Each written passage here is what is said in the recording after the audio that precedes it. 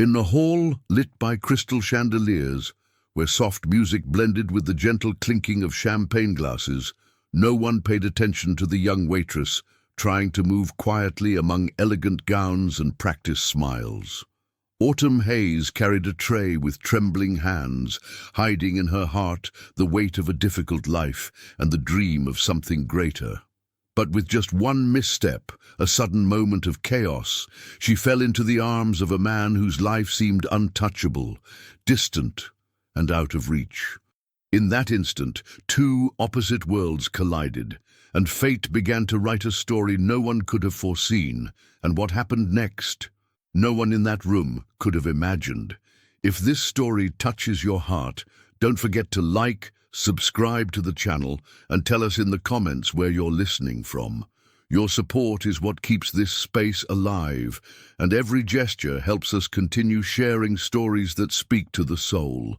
Matis, the Fairmont Grand Hotel rose like a palace of light against the evening sky, its glass facade catching fragments of the city's pulse and reflecting them back as softened stars. Inside, chandeliers hummed with warm radiance, and a string quartet folded old money and modern ambition into a single velvet sound. White lilies, sharp with a green, peppery fragrance, crowned tables draped in satin. The air carried the crisp chill of industrial air conditioning, tempered by the perfume of 100 careful people. Everything gleamed: polished floors, silverware, the lenses of cameras that waited like silent hawks for a moment worth selling. Autumn Hayes stood just beyond a service door, steadying a tray with both hands, as if she were trying to hold down a nervous heartbeat.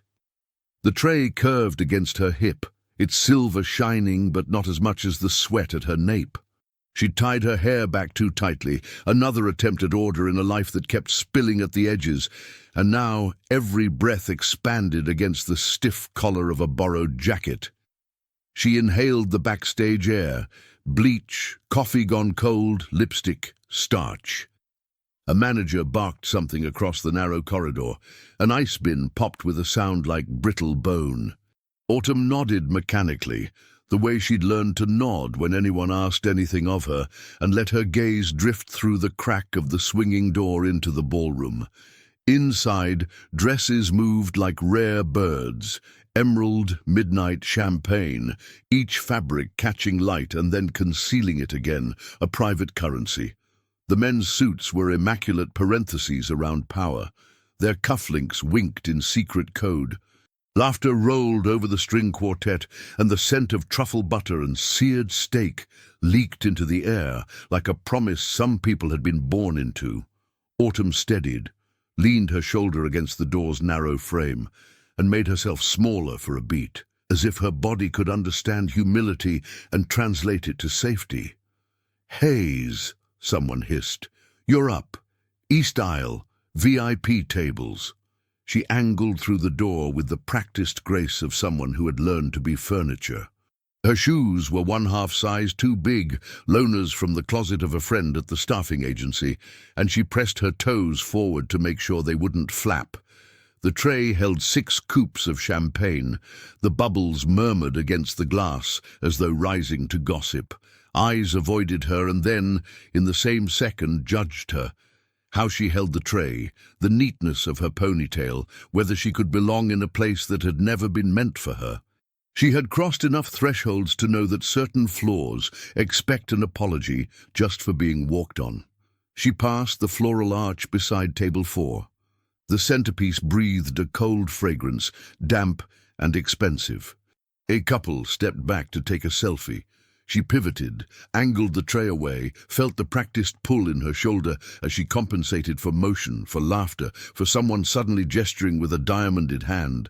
And then she was there, at the VIP cluster, where the donors sat close to the vision they were underwriting. A foundation gala for urban arts education, the program had said in serif letters. A noble cause filtered through a $1,000 ticket. Autumn had no quarrel with that. She only wished the scholarships extended to mothers whose hands ached by late afternoon, and daughters who could make miracles out of $37 and a grocery list. Her mother's voice threaded the present like a careful stitch. Remember, breathe in 4, out 6. Don't rush, don't look afraid. If you look afraid, this world eats you. She offered a glass. Champagne? Her voice was soft, a velvet edge. Hands reached, a thanks, a nod, a smile that did not open. As she eased the tray to a safer angle, someone near the dais laughed too hard, and the sound shivered through her focus. The quartet slid into a romantic waltz. Cameras flashed at the end of the red carpet, and the door near the dais opened to admit a late-arriving guest whose presence created an almost physical rearrangement of attention in the room. Faces angled toward him the way flowers lean toward sun. Autumn glanced up despite herself. He was tall in a way that made the space around him feel newly mapped. Not handsome in a brittle catalogue way, but arrestingly precise. Cheekbones cut to a quiet geometry, eyes the color of weathered slate, dark hair that was somehow both formal and careless. Julian Carter. She knew the name because she'd spent the morning reading the staff sheet while stirring powdered creamer into agency coffee. Carter Holdings, real estate colossus. The family's name topped the sponsor list. Rumor said the foundation's dream of a new arts campus in the Bronx would live or die beneath his pen. He moved with the unstudied ease of someone who had never needed to repeat himself to be heard. 2 security men hovered at the edge of sight, offensively discreet. Autumn's throat tightened in that old, ridiculous way. Not attraction, not exactly. Something knotted from curiosity and the sharp ache of distance. She had spent her childhood mapping the city by bus routes, by shifts, by which neighborhoods were safe to work after 10. She had learned that geography was also a set of passwords. People like him lived in the same New York, but not the same map. An elderly patron extended her empty glass without looking, and Autumn stepped to fill it. She balanced the tray, her wrist steady, the line of her arm exact. This, at least, she could control. The quartet's music swelled. Applause followed. The host climbed the dais stairs, and microphones woke with a hum. A waiter stepped too close behind her. Chairs scraped. A fringe of a gown brushed her calf with a whispering sigh. Somewhere to her left, a small dog, a toy breed with a velvet bow at its collar, slipped from someone's lap to the polished floor with an eager, skittering scratch of nails. It happened the way all small disasters happen, slowly, then all at once. A child reached for the dog. Someone laughed and drew back a chair too quickly. The dog darted. Autumn pivoted to avoid the chair and the child, protecting the tray. Her left shoe slid half a centimeter on a patch of condensation. The tray tilted, she corrected. The dog cut across her path, a small blur of cream and ribbon. Someone hissed, "Watch it!" and she stumbled. The universe shrank to 3 points. The edge of the tray biting her palm, the cold kiss of a champagne flute toppling against her wrist, and the sensation of falling forward into the gap time leaves when it wants to see if you can fill it. Strong hands caught her. They were not rough. They did not flinch at the suddenness of her weight. They closed around her upper arms with a controlled certainty, a resting motion without bruising. She smelled cedar and something clean, the faintest ghost of a winter cologne, a whisper that could have belonged to a memory of snow. The tray steadied. A single bubble escaped the last trembling glass, and her heart completed the beat it had abandoned. "Careful," a voice said, low enough to belong to the space between 2 people and not the room. "You're all right." Autumn's gaze collided with his. Slate gray, yes, but softened by concern. They were not the dispassionate eyes she would have assigned him from afar. Up close, they were human, tired at the edges, as if sleep had been negotiated rather than granted. She heard the cameras catch a flash of something. Her manager's voice prepared itself to be outraged in the distance. The dog was retrieved by a whispering assistant and a lift of jeweled hands. Laughter trickled across the table like ice melting. Autumn swallowed. The tray trembled once, then stilled because she made it still. "I'm so sorry." Julian Carter released her slowly, as if returning her to gravity at a gentler speed. "No harm done," he said. His gaze dropped to the tray, verifying the miracle that nothing had shattered. A corner of his mouth tugged as if humor were rising against orders. That was impressive. She could feel the heat in her cheeks, even in the refrigerated air. "Thank you," she said, and immediately wanted to withdraw the gratitude, to hide it somewhere private. People at the closest tables were already deciding what story to tell about what they'd seen. Her face in their version would not matter, only the interruption, the adorable dog, the poor girl, the charming gentleman who saved the moment by saving her. A white-gloved maitre d' materialized at Julian's elbow, language polished to a shine. "Mr. Carter, welcome. Your table is ready. We can escort you." "It's fine," Julian said, eyes briefly cutting to the maitre d' and back to Autumn. He glanced at her name tag. Tiny, practical, a paper shield pinned above her heart. "Autumn." He said her name as if it were a private season. "Are you hurt?" She shook her head. A curl had escaped, tickling her cheek. She tucked it behind her ear in a gesture she hated for looking young. "I'm okay. Thank you for catching me." "Happy to return the favor," he said. A laugh broke from someone behind him, one of those insulated, well-bred laughs that got assigned to expensive schools and summers in Sag Harbor. "Chivalry in action," the woman teased, a diamond strand winking at her throat. "Only you, Julian, would literally rescue a server at your own gala." Autumn's teeth clicked softly as she closed her mouth.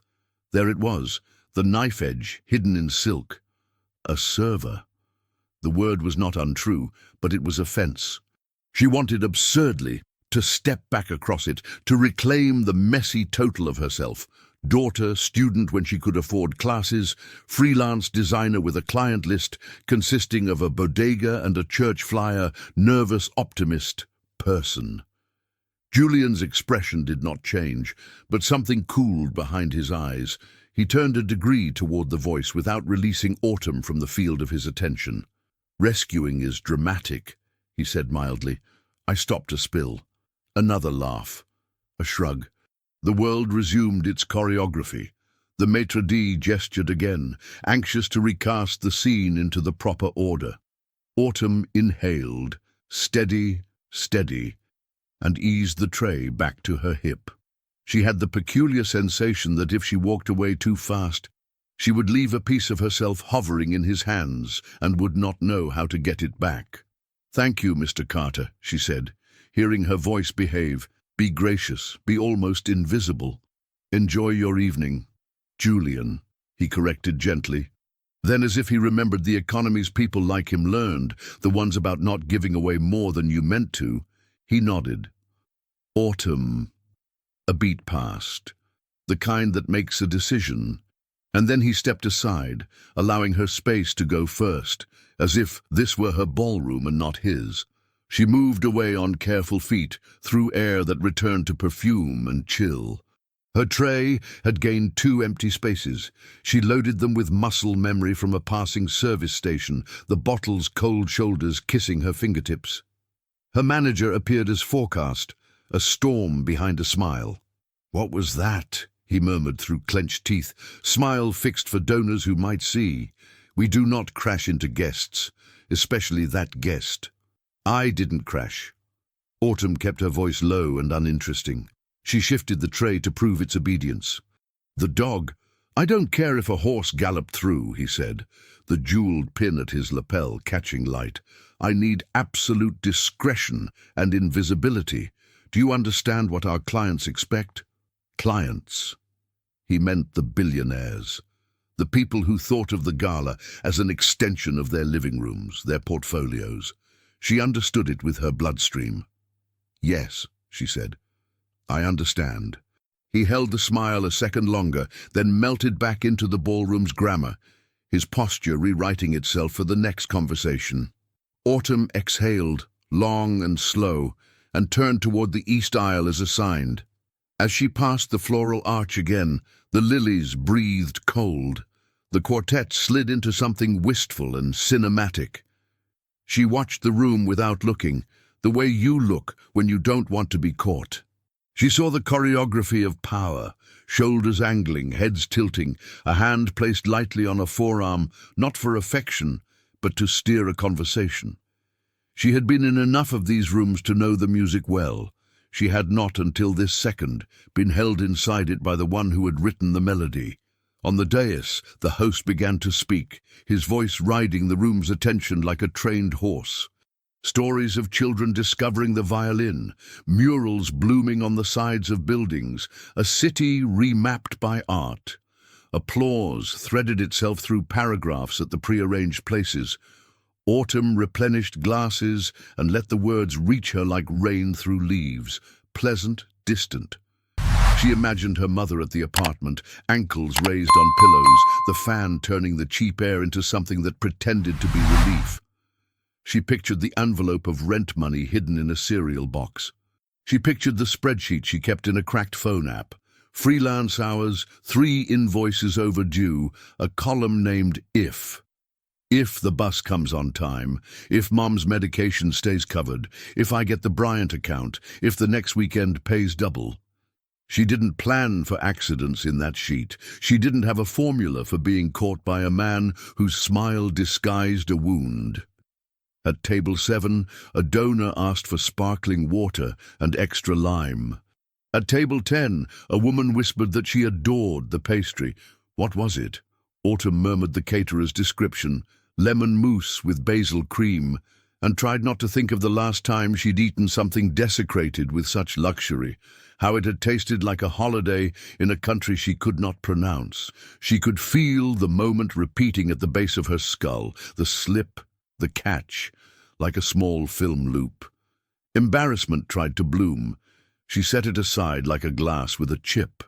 Near the back, a camera crew repositioned. The lead cameraman framed the dais, then panned slowly to catch reaction shots. The lens paused, as if considering her, then glided on. Autumn's breath was steady now. She had made herself small, competent, invisible again. And then, in the mirror of a gold-framed painting, something pastoral, French, expensive, she saw him looking at her, not at the tray, not at the hallway where donors queued to be admired, at her. It was the kind of glance a person pretends to misplace so they can retrieve it. Curious, measuring, not predatory, not bored. The kind of glance that suggests a question without the arrogance of assuming an answer. Autumn kept moving, the tray a metronome. She did not look back, not directly. The room's air seemed to lift a degree, less cold, or perhaps she had found her own temperature again. The dog, ribbon reset and innocence fully reconstituted, slept in its owner's lap, the picture of forgiveness. At the bar, she exchanged 2 empty coupes for 2 full ones. The bartender's shoulders were a mountain under the black vest. "Close one," he murmured without looking up. "Cats have 9 lives," she said, surprising herself. "How many do servers get?" He huffed a soft laugh. "Depends who catches you." She would smile at that later. For now, the music climbed. The host invited the evening's visionary partner to the stage, 100 necks angled to watch Julian Carter ascend into the light. He moved like he had been trained for stages he never asked for. Autumn found a place at the room's softer edge, and let her eyes circle the chandeliers, the delicate crystals clicking in the conditioned breeze, like ice in a glass. The applause lifted him. The hush accepted him. He spoke briefly, gratitude, vision, responsibility. The words were careful and clean, shaped for consumption. "This city raised me. We build structures not only to dwell in, but to give people a way to belong." He said, "belong," and looked out at the room the way a person looks out at a horizon that might move if he willed it. As he closed, the quartet swelled, applause erupted, and the moment took on that polished glitter particular to men whose names collect buildings. Autumn stood so still she could feel the heartbeat in her wrists. She thought of all the scaffolds she had known, metal ones against half-finished towers, invisible ones inside, how she held herself when people watched. The applause rolled across the ballroom and then thinned into conversation. She began to move again, a fish dissolving back into the current it knows. A hand brushed her arm, accidental, a jewel-bladed smile flashed. Professional. Someone asked where the powder room was. Down the corridor, left at the Lilies. When she turned, the room's geometry shifted again. He was 2 tables away, receiving the kind of attention that invents new oxygen around a person. But he did what she did not expect. He stepped slightly aside from the cluster, letting another donor shake hands with the mayor, and in that created smallness he found her across the distance the room insisted on. There was no smile. Not exactly. A question hovered at the corner of his mouth, a softness at the lids that said, "Are you all right now? Are we pretending that didn't happen? Should we?" Autumn's fingers tightened on the underside of the tray until the edge left a faint line in her skin. She allowed herself half a nod. Less than a nod, a breath that moved the smallest muscles of her chin. He understood. A flicker at the corner of his eyes said so.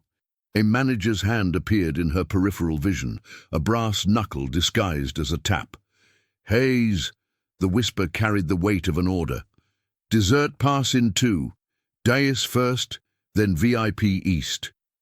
"Got it," she murmured. She pivoted toward the kitchen doors, the silver of her tray catching a sliver of chandelier light, and felt the room, its gossip, its music, its chilled, flower-scented air, settle back into its practiced story.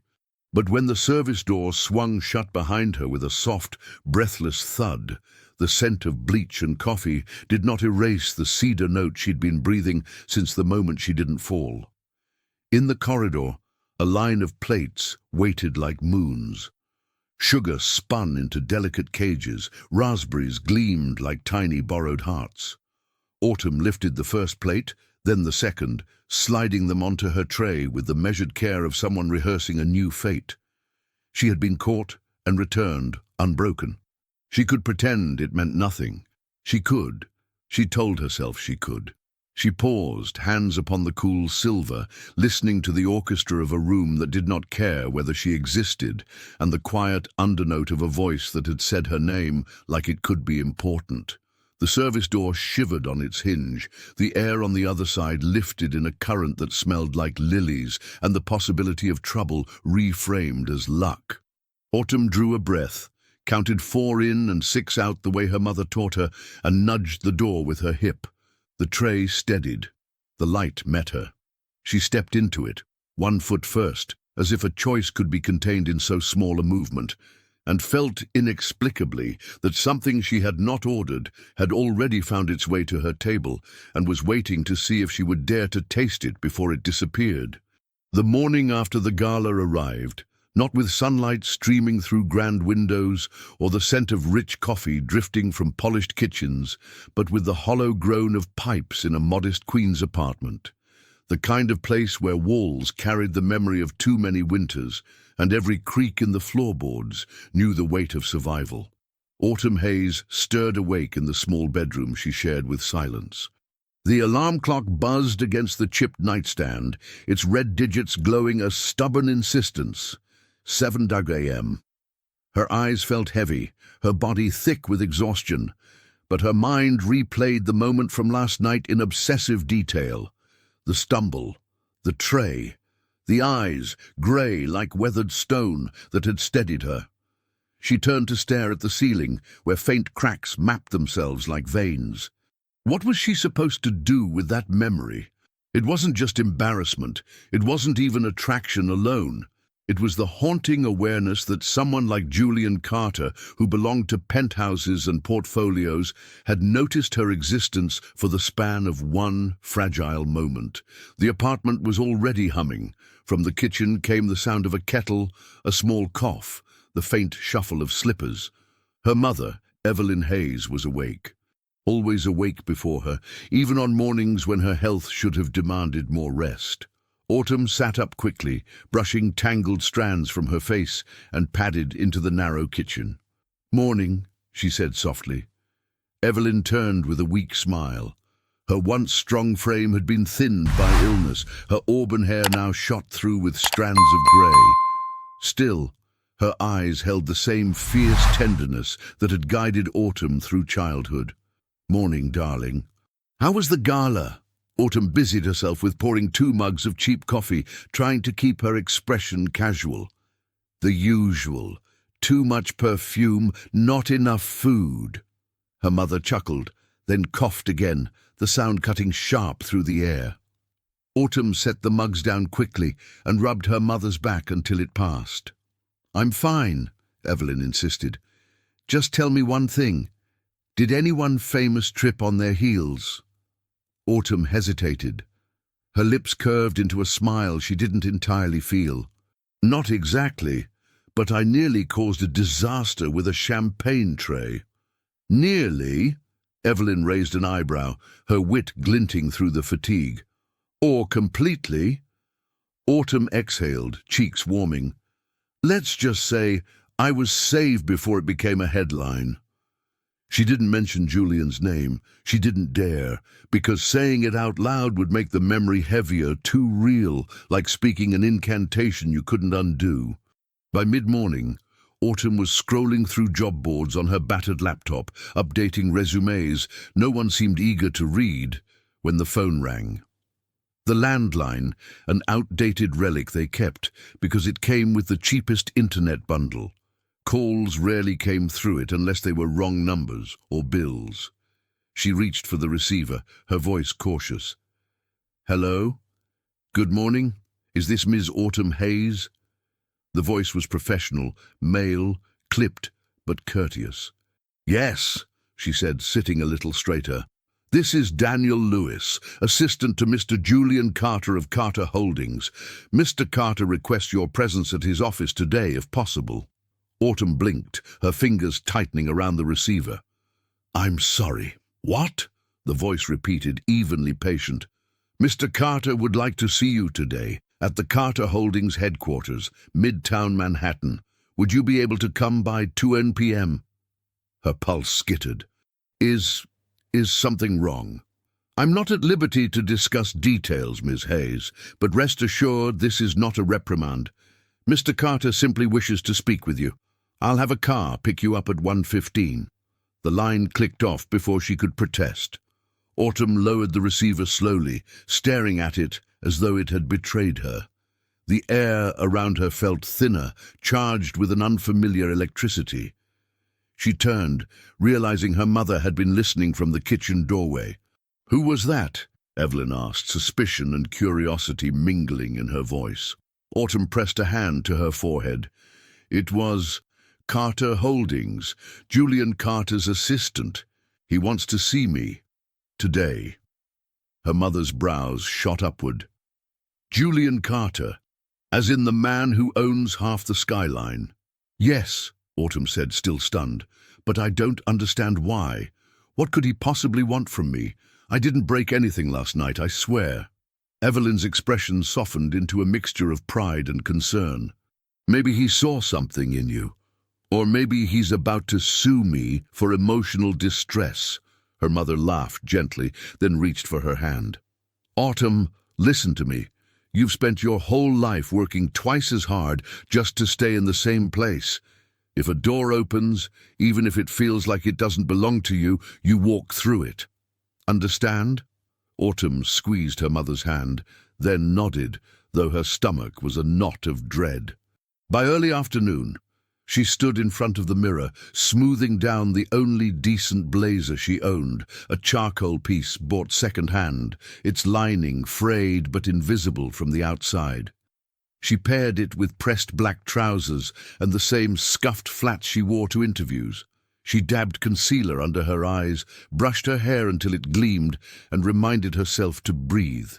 When the car arrived, a sleek black sedan parked at the curb, neighbors peeked through curtains, curiosity blooming like weeds.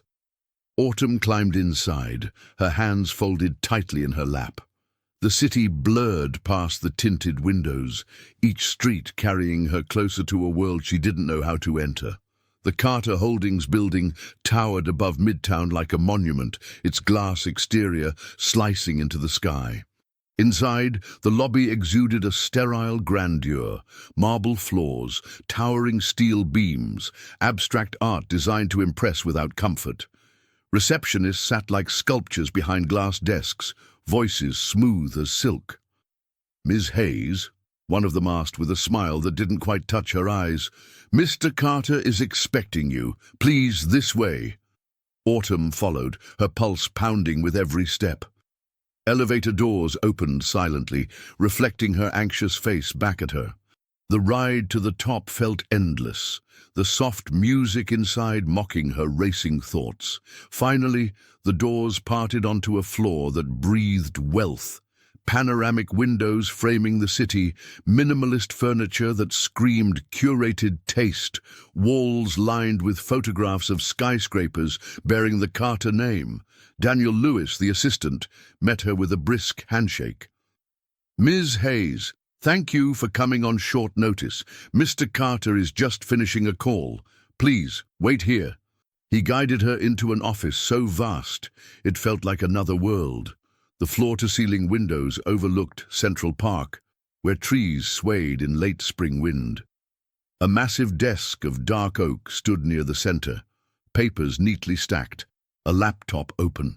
Autumn sat gingerly on the edge of a leather chair, her hands clasped together in her lap. Every detail seemed designed to remind her of the gap between their worlds. The air smelled faintly of cedar and polished wood, the same scent that clung to him last night. The door opened. Julian Carter stepped inside, taller in daylight than she remembered. His tailored suit moving with the quiet authority of someone accustomed to space bending around him. He closed the door gently, removed his watch, and set it on the desk as though signaling that time, for once, might not dictate the moment. "Ms. Hayes," he said, his voice low but warm. "Thank you for coming." Autumn swallowed hard, her throat dry. "Of course, though I don't really know why I'm here." Julian studied her for a moment, his grey eyes unreadable but intent. Then, slowly, he moved to the chair opposite hers and sat, closing the distance not as a king to a subject, but as a man to a woman. "You're here," he said carefully, "because I have a proposition. One that might change your life." The words hung between them, heavy, shimmering with possibility and danger. Autumn's breath caught. She couldn't move, couldn't speak. All she could think was, what could a man like Julian Carter possibly want from someone like me? And yet, in the way his gaze held hers, not pitying, not condescending, but strangely searching, she felt that the answer would unravel everything she thought she knew about her future. The silence stretched, fragile and charged. Somewhere below, the city roared with ordinary life. But in that office, Autumn sensed that nothing about her life would ever be ordinary again. The silence in Julian Carter's office was unlike any Autumn Hayes had ever known. It wasn't the quiet of an empty apartment at night, nor the stillness of subway cars between stations. This was a silence that seemed chosen, curated, as if even the absence of sound in this place carried a price tag. The air hummed faintly with the city beyond the glass walls, but here, 40 floors above the ground, Manhattan felt like a distant rumor. Autumn sat rigid in her chair, her palms damp against the fabric of her trousers. She tried to draw breath in the measured rhythm her mother had taught her, 4 in, 6 out, but every inhale snagged on the weight of his gaze, and every exhale trembled as if uncertain whether it was allowed to leave her chest. Julian Carter leaned back in his chair, fingers steepled, his profile momentarily cut against the skyline like another one of the towers his family had raised. He was, Autumn realized, studying her. Not the way donors studied paintings to decide whether they belonged on their walls, but the way an architect might study the foundation of a building he hadn't decided whether to construct. "You're wondering why you're here?" he said finally. His voice was measured, low, carrying the calm certainty of someone who rarely needed to repeat himself. Autumn swallowed. That would be accurate. His mouth twitched at the edge. Not a smile, not mockery, something subtler. He folded his hands on the desk, the cufflinks on his sleeves catching a muted gleam of light. I'll be direct. My grandfather built this company on conditions as archaic as the steel beams he laid. When he died, he left behind a clause in his will for me to assume full presidency of Carter Holdings, legally and publicly. I must be married before my 32nd birthday. Autumn blinked. Surely she'd misheard. Married? Yes. His tone did not shift, but a muscle in his jaw betrayed his distaste. A relic of another era, but legally binding. My birthday is 3 months away. The absurdity of it struck her first. The richest man she had ever stood near, the one whose name was etched into skyscrapers, whispered in financial columns, envied by those who envied everything, was telling her that his inheritance hinged not on stock portfolios, not on board approval, but on a wedding band. She let out a short, nervous laugh that sounded wrong in the pristine air. I'm sorry, are you saying you want me to marry me? Julian finished for her, the words falling clean and unapologetic between them. Autumn stared at him. Her heart had forgotten its rhythm. She opened her mouth, closed it, then whispered, "This is insane." "Yes," he agreed calmly. "It is, but necessary." She leaned back in her chair, trying to anchor herself against the leather that felt far too expensive for her to belong in. "Why me?" He held her gaze. "Because last night I saw something I haven't seen in a very long time. Authenticity. You weren't trying to impress me. You weren't performing. You were—" He paused, searching for the word. "Real." Her cheeks warmed. "I was clumsy. You were human," he corrected, his tone gentler now. "And in my world that's rare. Too rare." Autumn shook her head, the corners of her vision blurring. "Mr. Carter." "Julian," he interjected softly. "Julian."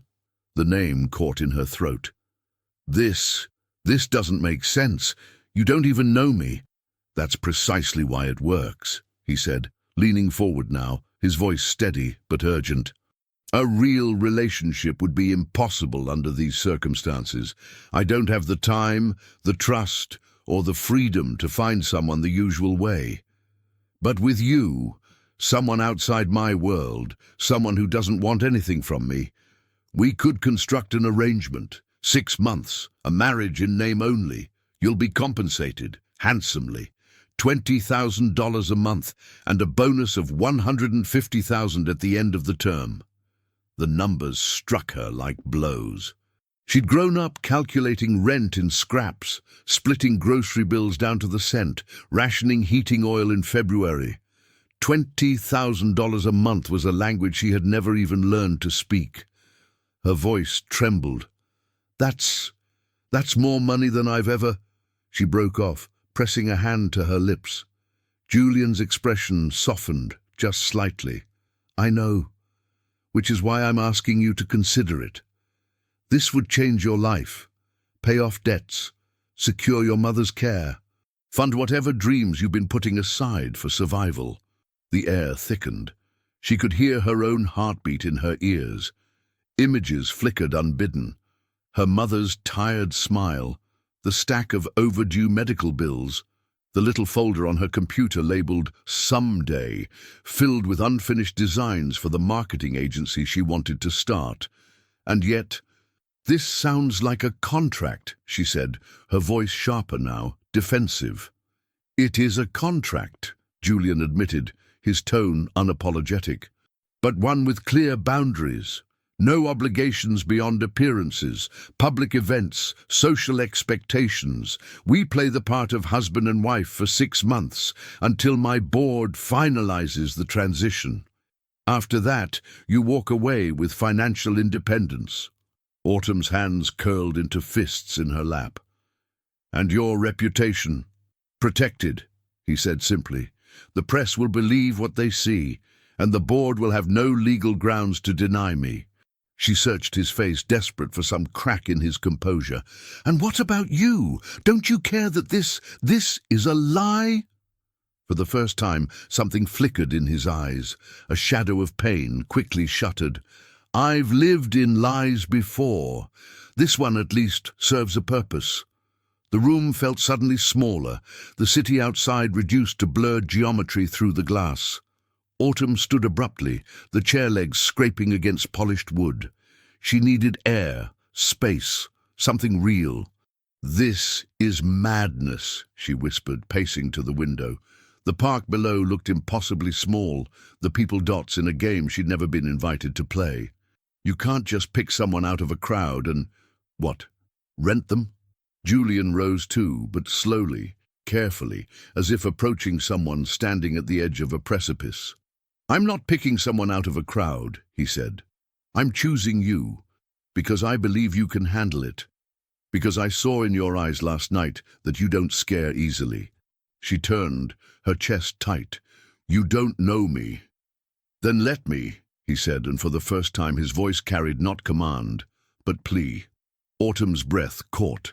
She wanted to argue, to walk out, to slam the door on the absurdity of it all.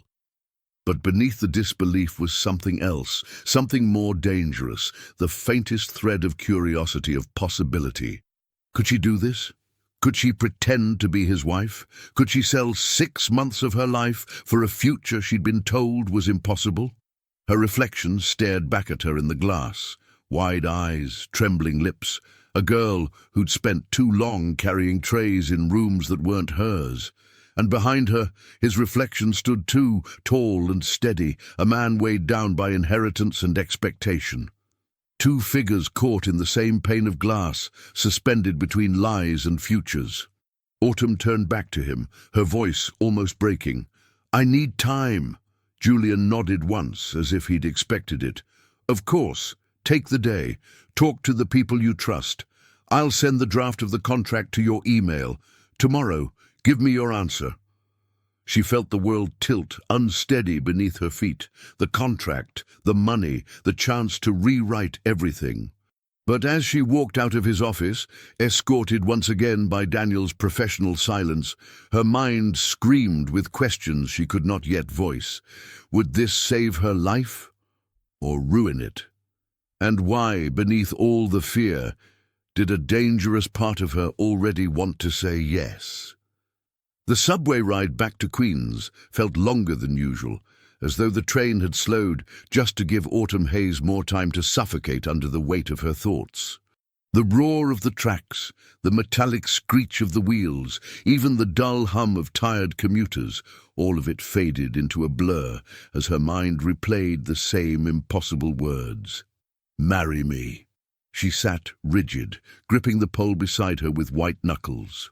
The fluorescent lights above flickered, casting her reflection against the darkened windows, wide eyes, tense jaw, the look of someone caught between 2 versions of herself, the one she had always been, and the one Julian Carter was offering to invent. $20,000 a month, $150,000 at the end. Numbers she had never spoken aloud, numbers that had the power to shift her entire reality. With that kind of money, she could erase every overdue notice, secure her mother's treatment, and finally, open the marketing agency she dreamed of. But at what cost? The train lurched. Autumn blinked, inhaling the thick subway air, tinged with dust and iron. She thought of Julian's voice, steady, calculated, yet oddly sincere. He had spoken like a man cornered by an empire, trapped by rules written long before he had a choice. And in that moment, she'd felt something she didn't expect: pity. When the train screeched into her stop, Autumn gathered her frayed bag and forced herself into the cool evening air. The neighborhood buzzed with familiar sounds: children kicking a ball across cracked pavement, a neighbor's radio leaking salsa rhythms through open windows, the hiss of a food cart grilling onions on the corner. Life here smelled of effort and resilience, a world away from Carter Holdings' glass fortress. Inside the apartment, the kitchen was warm with the scent of soup.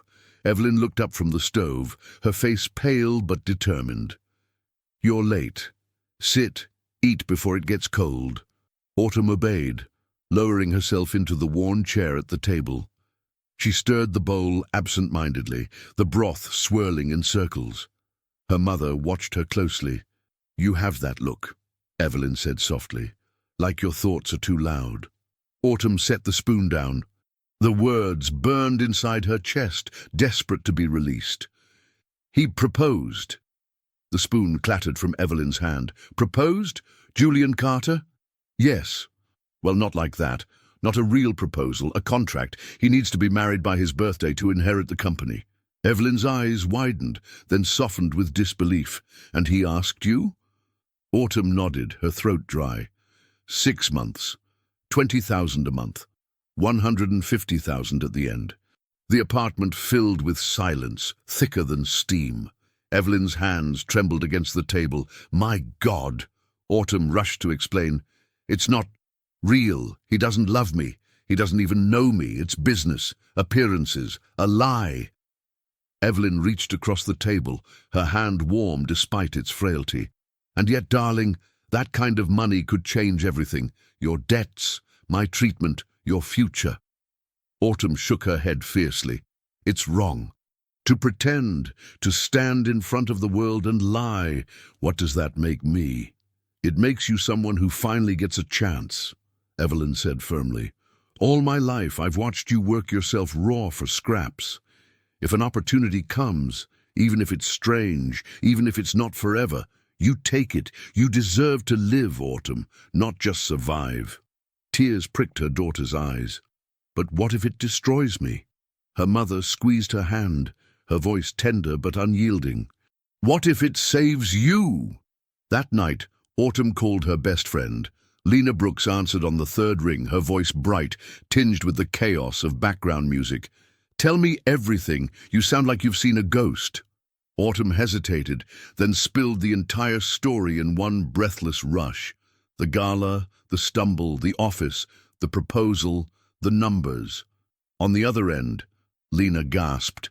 "Are you kidding me? Autumn, this is insane. In the best way. You have to do it."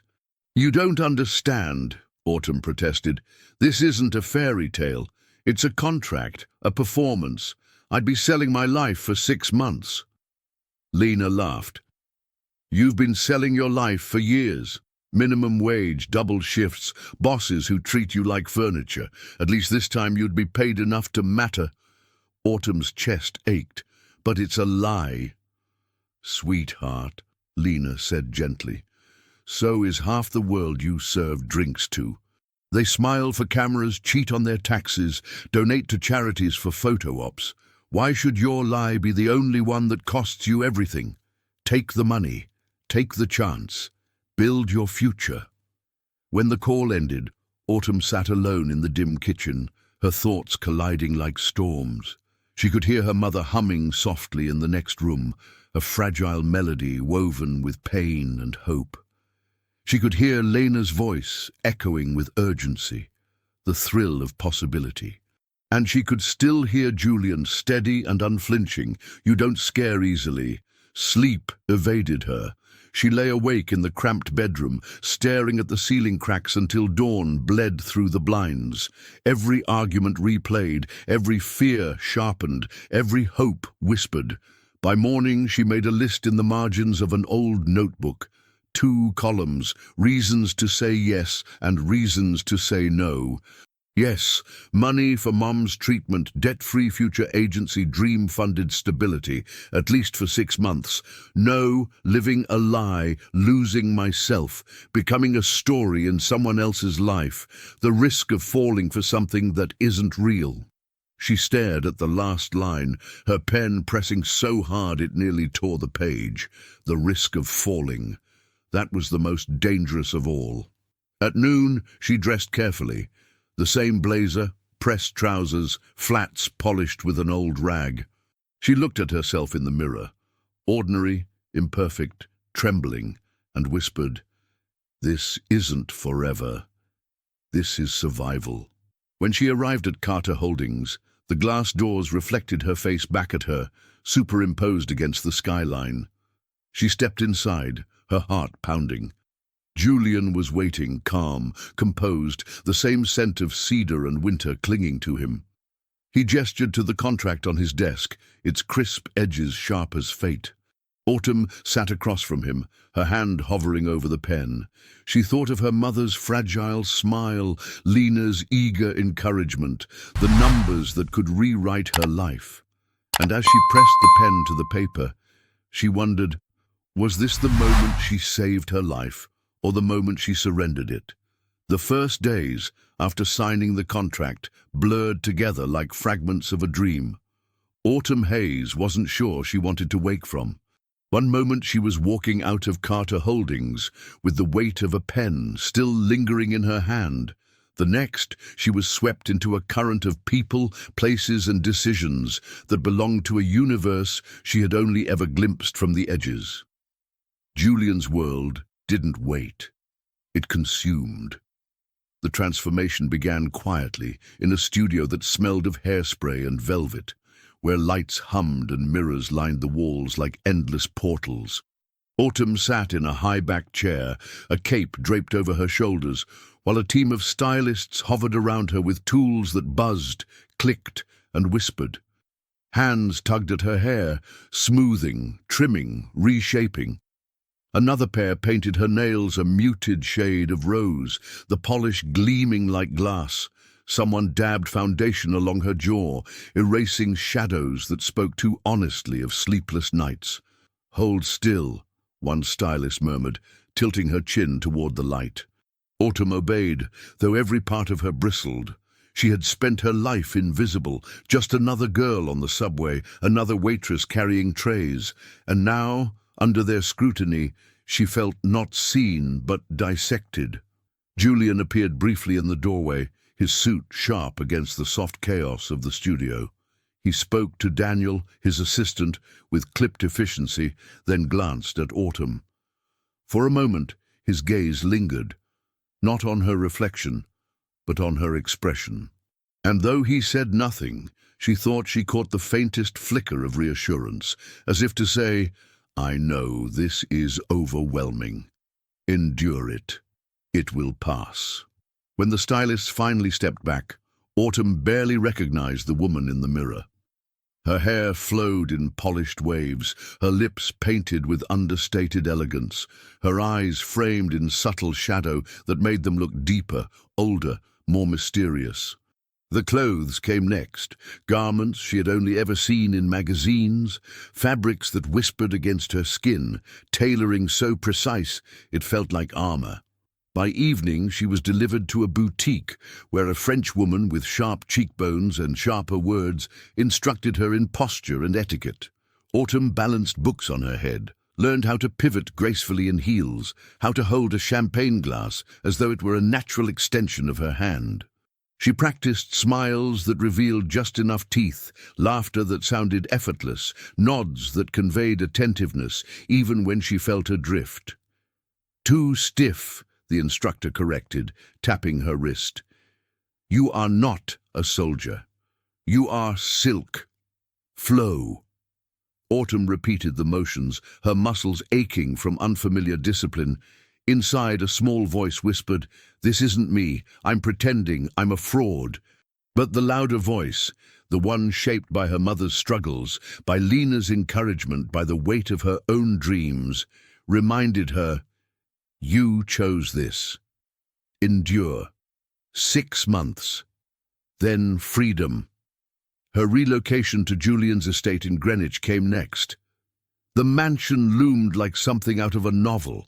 Stone walls crawling with ivy, windows tall and arched, gardens manicured into perfection that felt almost cruel. Inside, the ceilings soared, chandeliers glittered, and corridors stretched long enough to lose yourself in. Autumn stood in the entry hall, her single suitcase looking pitiful against the marble floor. A housekeeper whisked it away before she could protest. Julian joined her, his presence grounding yet intimidating. "This is your home now," he said simply. "Home," Autumn echoed, her voice hollow. The word felt borrowed, a costume she wasn't sure she could wear. He studied her a moment, then added, "You don't have to like it, you just have to get used to it." That night, she lay in a guest suite, larger than her entire apartment in Queens. The bed was a kingdom of silk and down, the walls hung with art she couldn't name. She curled against the pillows, feeling both small and unmoored. The silence here was heavier than the subway's roar, heavier even than Carter Holdings' curated stillness. It was the silence of wealth, of distance, of lives lived behind walls too thick for sound to penetrate. She missed the hum of her neighborhood, the salsa from the corner radio, the hiss of food carts.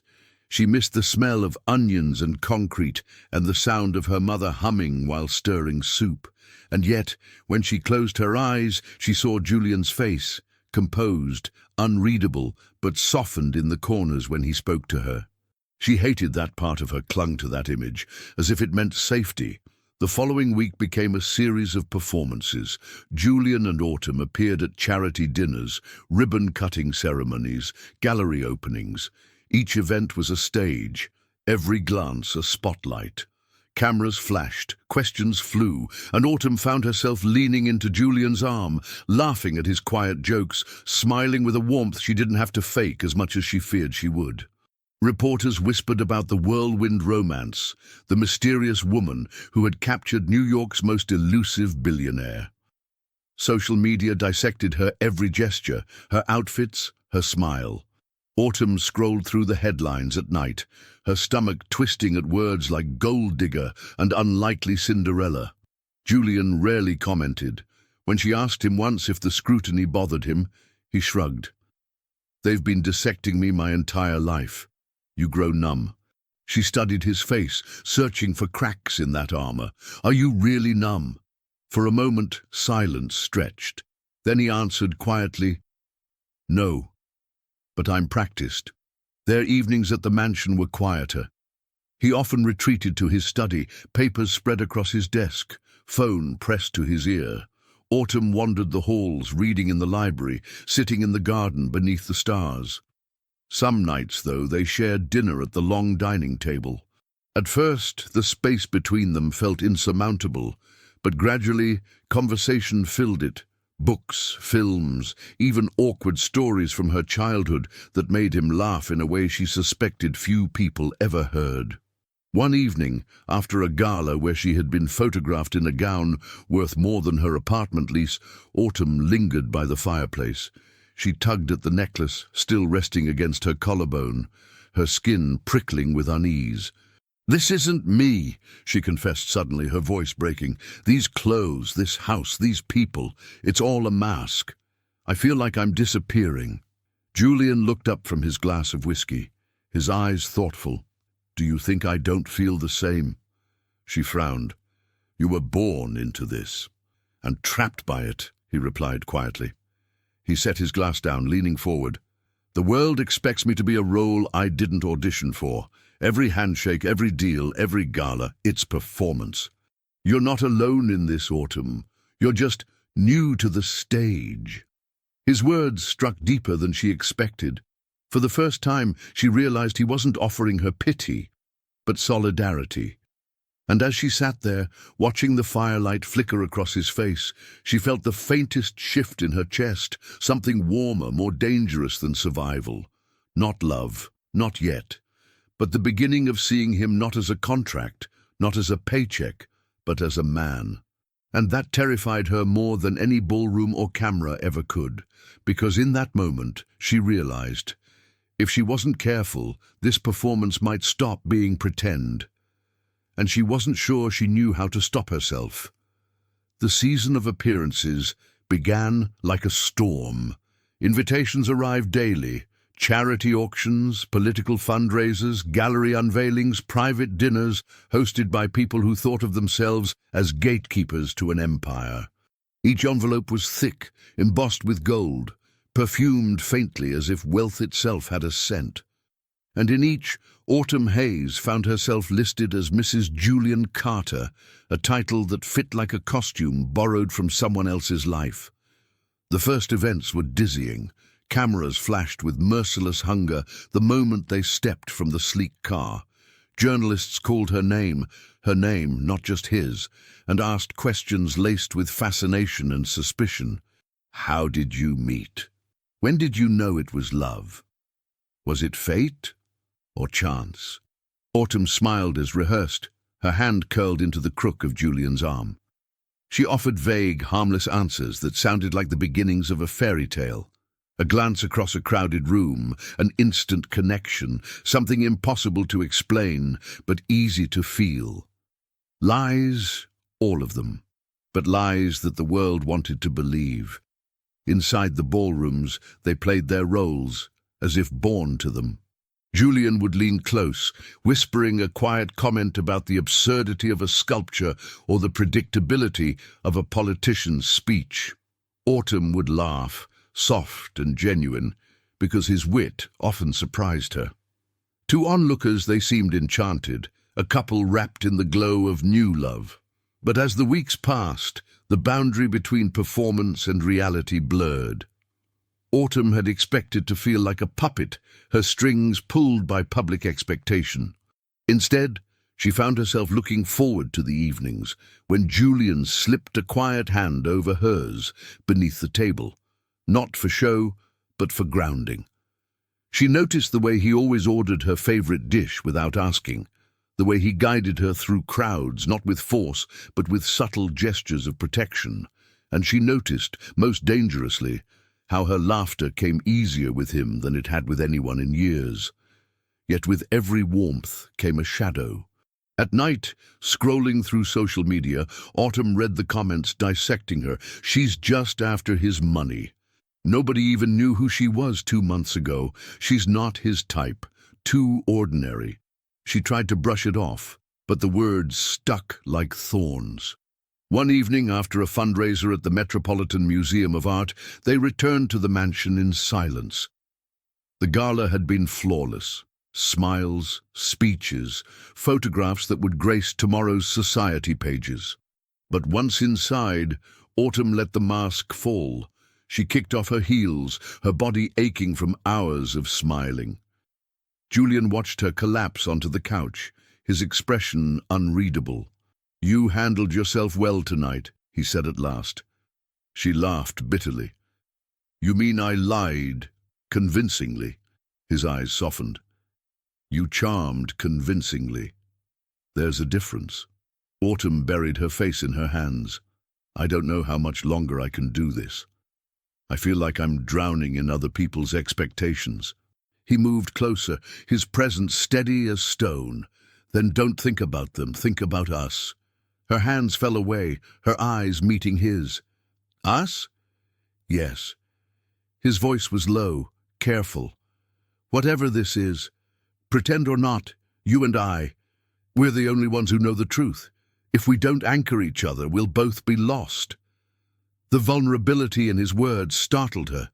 For the first time, she glimpsed the man behind the empire, not the billionaire heir, not the polished executive, but someone who carried loneliness like a second skin. And that night, as she lay awake in the sprawling bed, she realized she was no longer afraid of the cameras or the headlines. She was afraid of herself, of how much she wanted to believe him. The shift deepened on a rainy Thursday evening, when they attended a small dinner hosted by an art patron. The table was intimate, only 12 guests. Conversation flowed easily, wine loosening the edges of restraint. At one point, Julian shared a story about sneaking out of boarding school as a teenager, climbing the stone walls barefoot, and nearly breaking his leg.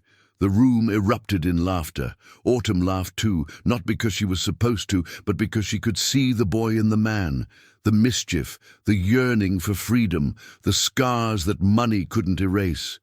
On the way home, the city lights smeared against the wet car windows.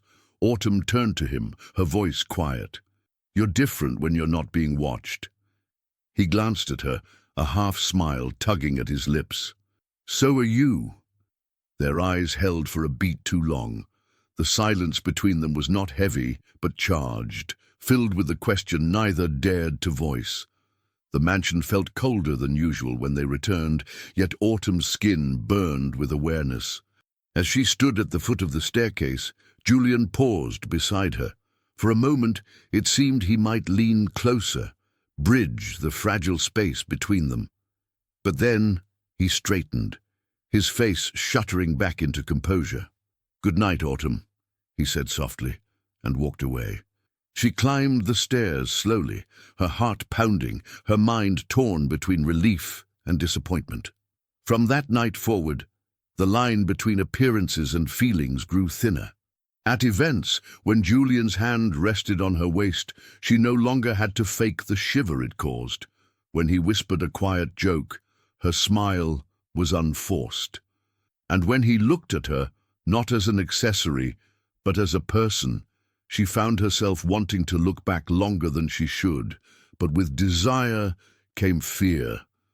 Every touch, every glance, every shared laugh reminded her of the contract's cruel truth. This had an expiration date. 6 months, a countdown that ticked louder with each passing day.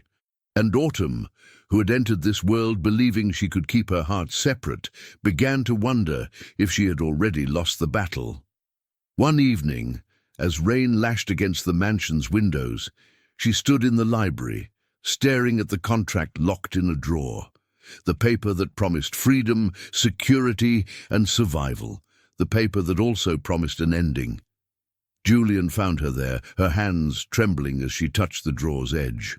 He said nothing at first, simply stepped beside her, his presence warm and steady. "What are you afraid of?" he asked quietly. Her throat tightened. "That I won't know what's real anymore."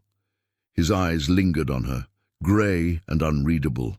For a heartbeat, she thought he might say what she longed to hear, but instead he turned toward the window, watching the rain. And in that unfinished silence, Autumn realized, appearances could be rehearsed. But feelings, they were beginning to write their own script, and neither of them knew how to stop it. The invitation came disguised as an obligation. A staged honeymoon, Julian explained. Something the press would expect, something the board would accept. "A week," he said, his voice steady, but his eyes betraying the weight of the charade. "In the Virgin Islands, sun, cameras, appearances, and then quiet." Autumn nodded as if she understood, though inside her chest the words rattled like loose change. She had never left the United States. She had never breathed air that wasn't heavy with city grit, never felt sand that wasn't dragged in from a neighbor's shoes. And now she would be flown to paradise, not as herself, but as someone's wife, a wife who didn't exist outside of signatures and staged smiles. The flight was private, of course. A jet polished to perfection, its leather seats softer than her bed at home, its attendants discreet and practiced. Through the oval window, the sky stretched endless and impossible. Julian worked on his laptop most of the journey, his face illuminated by the pale glow of the screen. Autumn watched the clouds drift below them, her stomach a knot of dread and anticipation. When they landed, the air itself seemed different, warm, salted, alive. The Caribbean sun poured gold over everything, dazzling against turquoise waters that looked unreal, painted by some divine hand. Palm trees swayed lazily, and the scent of hibiscus floated through the humid breeze. Their villa overlooked the sea, perched high enough for the waves to sing, but close enough for the salt spray to kiss the windows. Inside, the rooms were drenched in light. Linen curtains billowed with the wind, polished wood gleamed, and fresh flowers bloomed in porcelain vases. A bottle of champagne chilled in a silver bucket near the balcony, as though romance could be staged as easily as decor. The first day passed in orchestrated scenes. Photographers, carefully hidden, captured them walking along the beach, holding hands, laughing at nothing. Autumn's dress fluttered in the wind. Julian's arm rested lightly against her back. They posed beneath palm trees by the infinity pool, at a seaside cafe where they clinked glasses for the cameras. Every smile, every touch, every gaze was performed, yet every time Julian's hand brushed hers, something stirred that wasn't performance at all. By evening, the photographers retreated. The island quieted, the ocean carrying only the sound of its eternal breathing. Autumn and Julian sat on the balcony, the horizon bleeding into dusk, the sea turning molten with fading light. She broke the silence first. "Do you ever get tired of pretending?" He sipped his wine, his gaze fixed on the horizon. "I've been pretending most of my life. At some point you forget where the mask ends." Autumn studied him, the line of his jaw softened by twilight. "That sounds lonely." "It is." He glanced at her, his eyes raw in a way she rarely saw. "But tonight, maybe we don't have to pretend." Her breath caught. The air between them thickened, not with expectation, but with possibility. The sea stretched vast and endless, but the space between their chairs felt like the true ocean to cross. Later, when the sky burned with stars, they walked along the beach. The sand was cool beneath their feet, the tide brushing close enough to dampen the hem of her dress. Julian carried his shoes in one hand, the other loose at his side. They spoke of small things first, the constellations overhead, the music of tree frogs in the distance, the absurdity of billion-dollar contracts hinging on ceremonies and appearances. Then the conversation deepened, unspooling into confessions neither had meant to make. Julian told her about his mother, how she had retreated from the family long before she died, how he had learned early that love was fragile currency in a world obsessed with power. Autumn told him about her father leaving when she was 12, about watching her mother collapse under illness and still manage to smile. The waves broke in rhythm with their words, as if the ocean itself were listening. At one point Julian stopped, turning toward her. The moon silvered his face, his eyes softer than she had ever seen them. "You make me forget the contract," he whispered. Autumn's heart thudded painfully. "And you make me forget who I'm supposed to be." The kiss was inevitable. It came not as a performance, not as a script, but as a surrender. His hand cupped her face with startling tenderness, his lips pressing against hers, with a hunger restrained by reverence. The world dissolved into salt air and heartbeat, into the shocking truth of how real it felt. When they pulled apart, breathless, Autumn searched his face for hesitation, for regret. But Julian only smiled faintly, as though surprised by himself. "No cameras," he murmured. "No witnesses, just us." That night, back at the villa, the pretense of distance unraveled. They shared stories over candlelight, laughter spilling into the quiet, silences deepening into something unspoken. When he reached across the table to brush a strand of hair from her cheek, her pulse raced, not with fear, but with the thrill of being chosen. Not by contract, not by circumstance, but by him. Hours later, they stood on the balcony again, the ocean whispering below. Julian's arm slid around her waist, his breath warm against her ear. "For tonight," he said, voice hushed, "let's forget everything else." Autumn leaned into him, her eyes closing as the world fell away. For the first time since the contract began, she allowed herself to believe, not in the paycheck, not in survival, but in the dangerous, fragile possibility of love. And as dawn crept over the horizon, staining the sky in shades of rose and gold, Autumn knew the charade had ended the moment their lips touched. Whatever they had now was no longer pretend.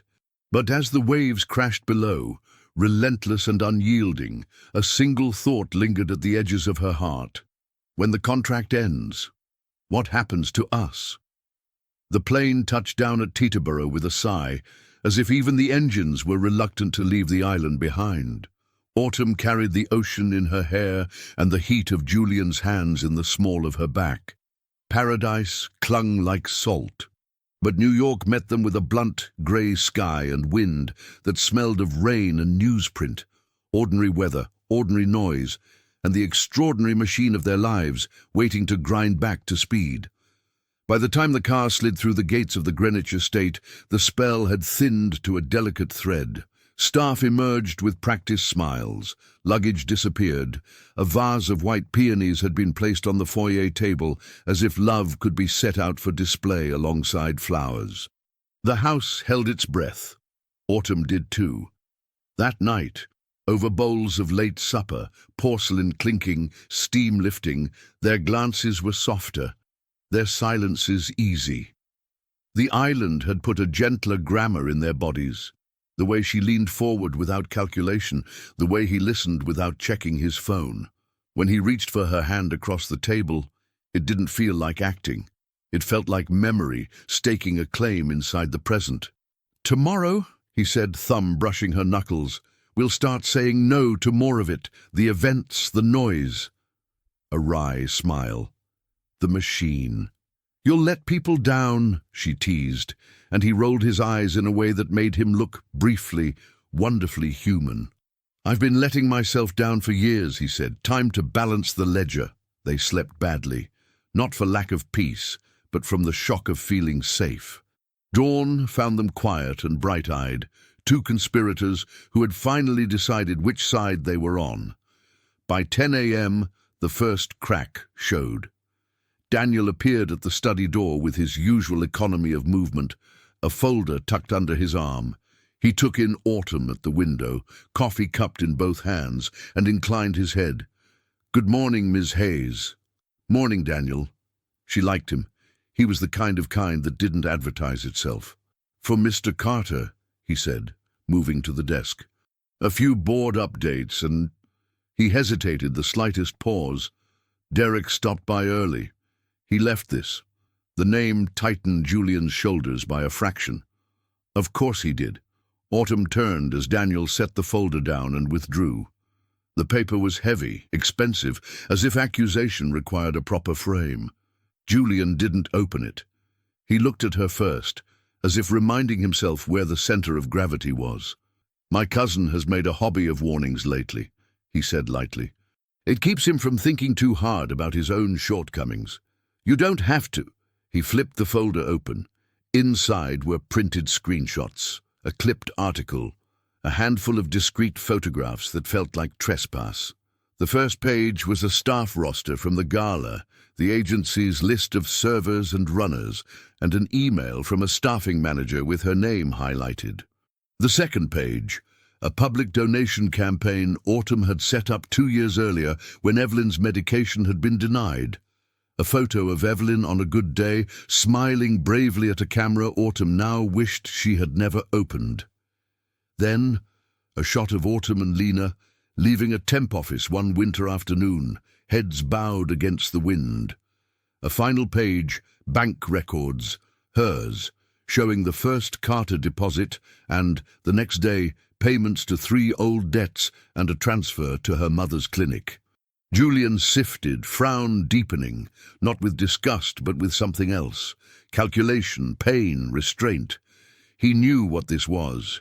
He had orchestrated enough dossiers in his life to recognize a narrative in search of a verdict. The email had marginalia, pattern of financial opportunism, Derek's precise, cruel hand. Autumn crossed the room slowly, as if approaching a dog she hoped wasn't about to bite. "What is it?" He held the packet so she could see. Her stomach dropped clean through the floor at the photograph of her mother. Shame burned up her neck, hot and unearned and lethal. "He's investigating me. He's trying to divide us," Julian corrected, voice even. "That's all he knows how to do." But the pieces on the desk breathed anyway. They whispered, she needed money. She took it. She moved quickly. It could be read as survival or as strategy, and the difference lived in the reader. Autumn's hands trembled despite herself. "That fundraiser, Mom's meds. We were drowning. Of course I didn't, I never—" Words fell apart. "He has no right to—" "He doesn't," Julian said, but something in his face had shifted, a shadow passing over the grey of his eyes. He set the papers aside as if they'd singed him. "It's noise." Except Derek didn't do noise. He did campaigns. An hour later, as Autumn stood in the kitchen staring at the peonies, white, stupidly pure, a ping landed in her phone like a stone dropped in a still pond. A gossip site, slick and relentless. Who is Autumn Hayes?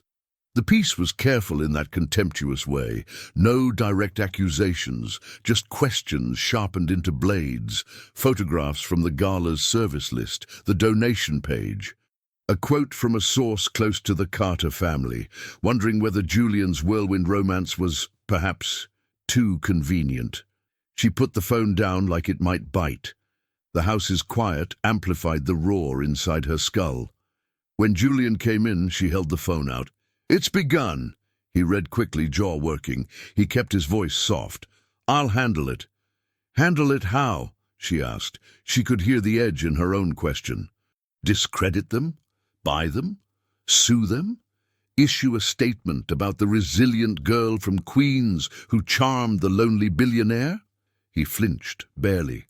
"We don't have to do this," he said. "We don't have to let him set the terms." "But he has," she said, and hated the bitterness riding the words. "He just put my mother's face on a site that monetizes humiliation." Julian exhaled, long and controlled. "I'm sorry." He meant it. She could hear that he meant it. "If you believe me," she said, surprising herself with the quietness of it, "this dies. If you don't, it grows teeth." He looked up sharply, and in that fraction of a second she saw it, a flash of something old and ugly in him, fear with a memory attached to it.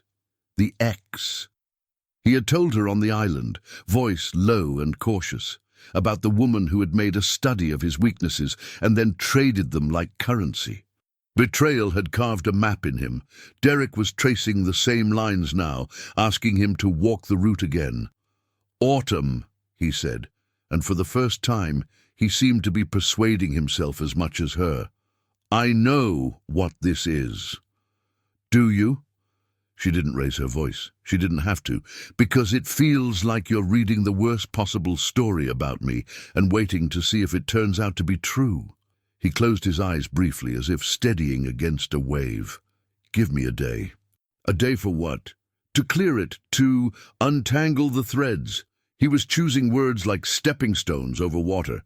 She set the phone down beside the peonies. "You're allowed to ask me anything," she said, "about the fundraiser, the bills, my past, anything, but if you doubt me, say it. Don't outsource the courage to a cousin and a blog."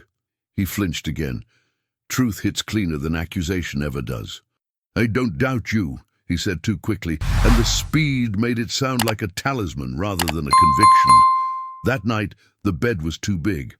The island's litany, breath, skin, laughter, had been replaced by the sound of rain on the windows and the soft surgical glow of a phone face down on the nightstand.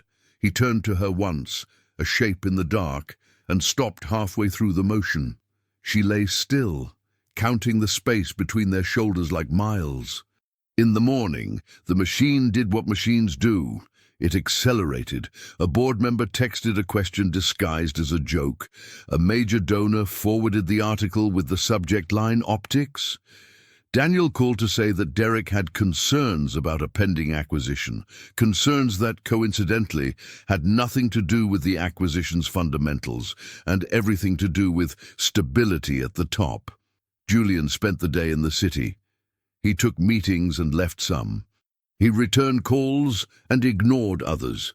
He sent his communications team a line to feed the press. "Mr. Carter does not comment on his private life." He sent his legal team a note to draft a letter that would not be sent. He opened a document twice meant for Derek and closed it both times before he could trust his hands to type what his mind was screaming. Autumn spent the day with her mother. She took the train to Queens because cars felt like armor, and she didn't want armor. The apartment smelled like soup and fabric softener. Evelyn opened the door, took one look at her face, and folded her daughter into a hug that smelled like home. "They're saying things," Autumn said into her mother's shoulder. "Not untrue things, but not the truth either." People who can't make a meal make gossip, Evelyn said, brushing a strand of hair from her forehead. Sit, eat. They ate. They watched a rerun of a game show where contestants won toasters and dreamed of bigger lives. Autumn's phone buzzed and buzzed until she turned it off. On the way out, on the sidewalk where kids hopscotched between chalked squares, Evelyn squeezed her hand. "You don't need him to know who you are," she said, "but if he wants you, he has to know you, all of you, without asking others to introduce you." Back at the mansion, twilight had rinsed the world to watercolor. The peonies were starting to brown at the edges. Julian stood in the study, jacket off, tie loosened, the day hanging heavy from him. He looked up when she came in. Tiredness had made him handsome in a way youth never could. "Where were you?" he asked, and then, too fast, "Sorry, habit. You don't owe me that." "I was with my mother." He nodded like the answer had been preloaded into him and confirmed. "I spoke to Derek," he said. "He's playing 3 games at once, and I spent all afternoon letting him pick the board. That stops. Tomorrow I'll call a meeting. We'll discuss the acquisition, not my marriage." "Marriage," she repeated, and the word felt like a foreign coin in her mouth. Shiny, not legal tender. He moved around the desk, closing the distance but not crossing it. "I also called someone to verify that the donation page was real, that the pharmacy was real, that the claims—" If he could have put the words back into his throat, he would have.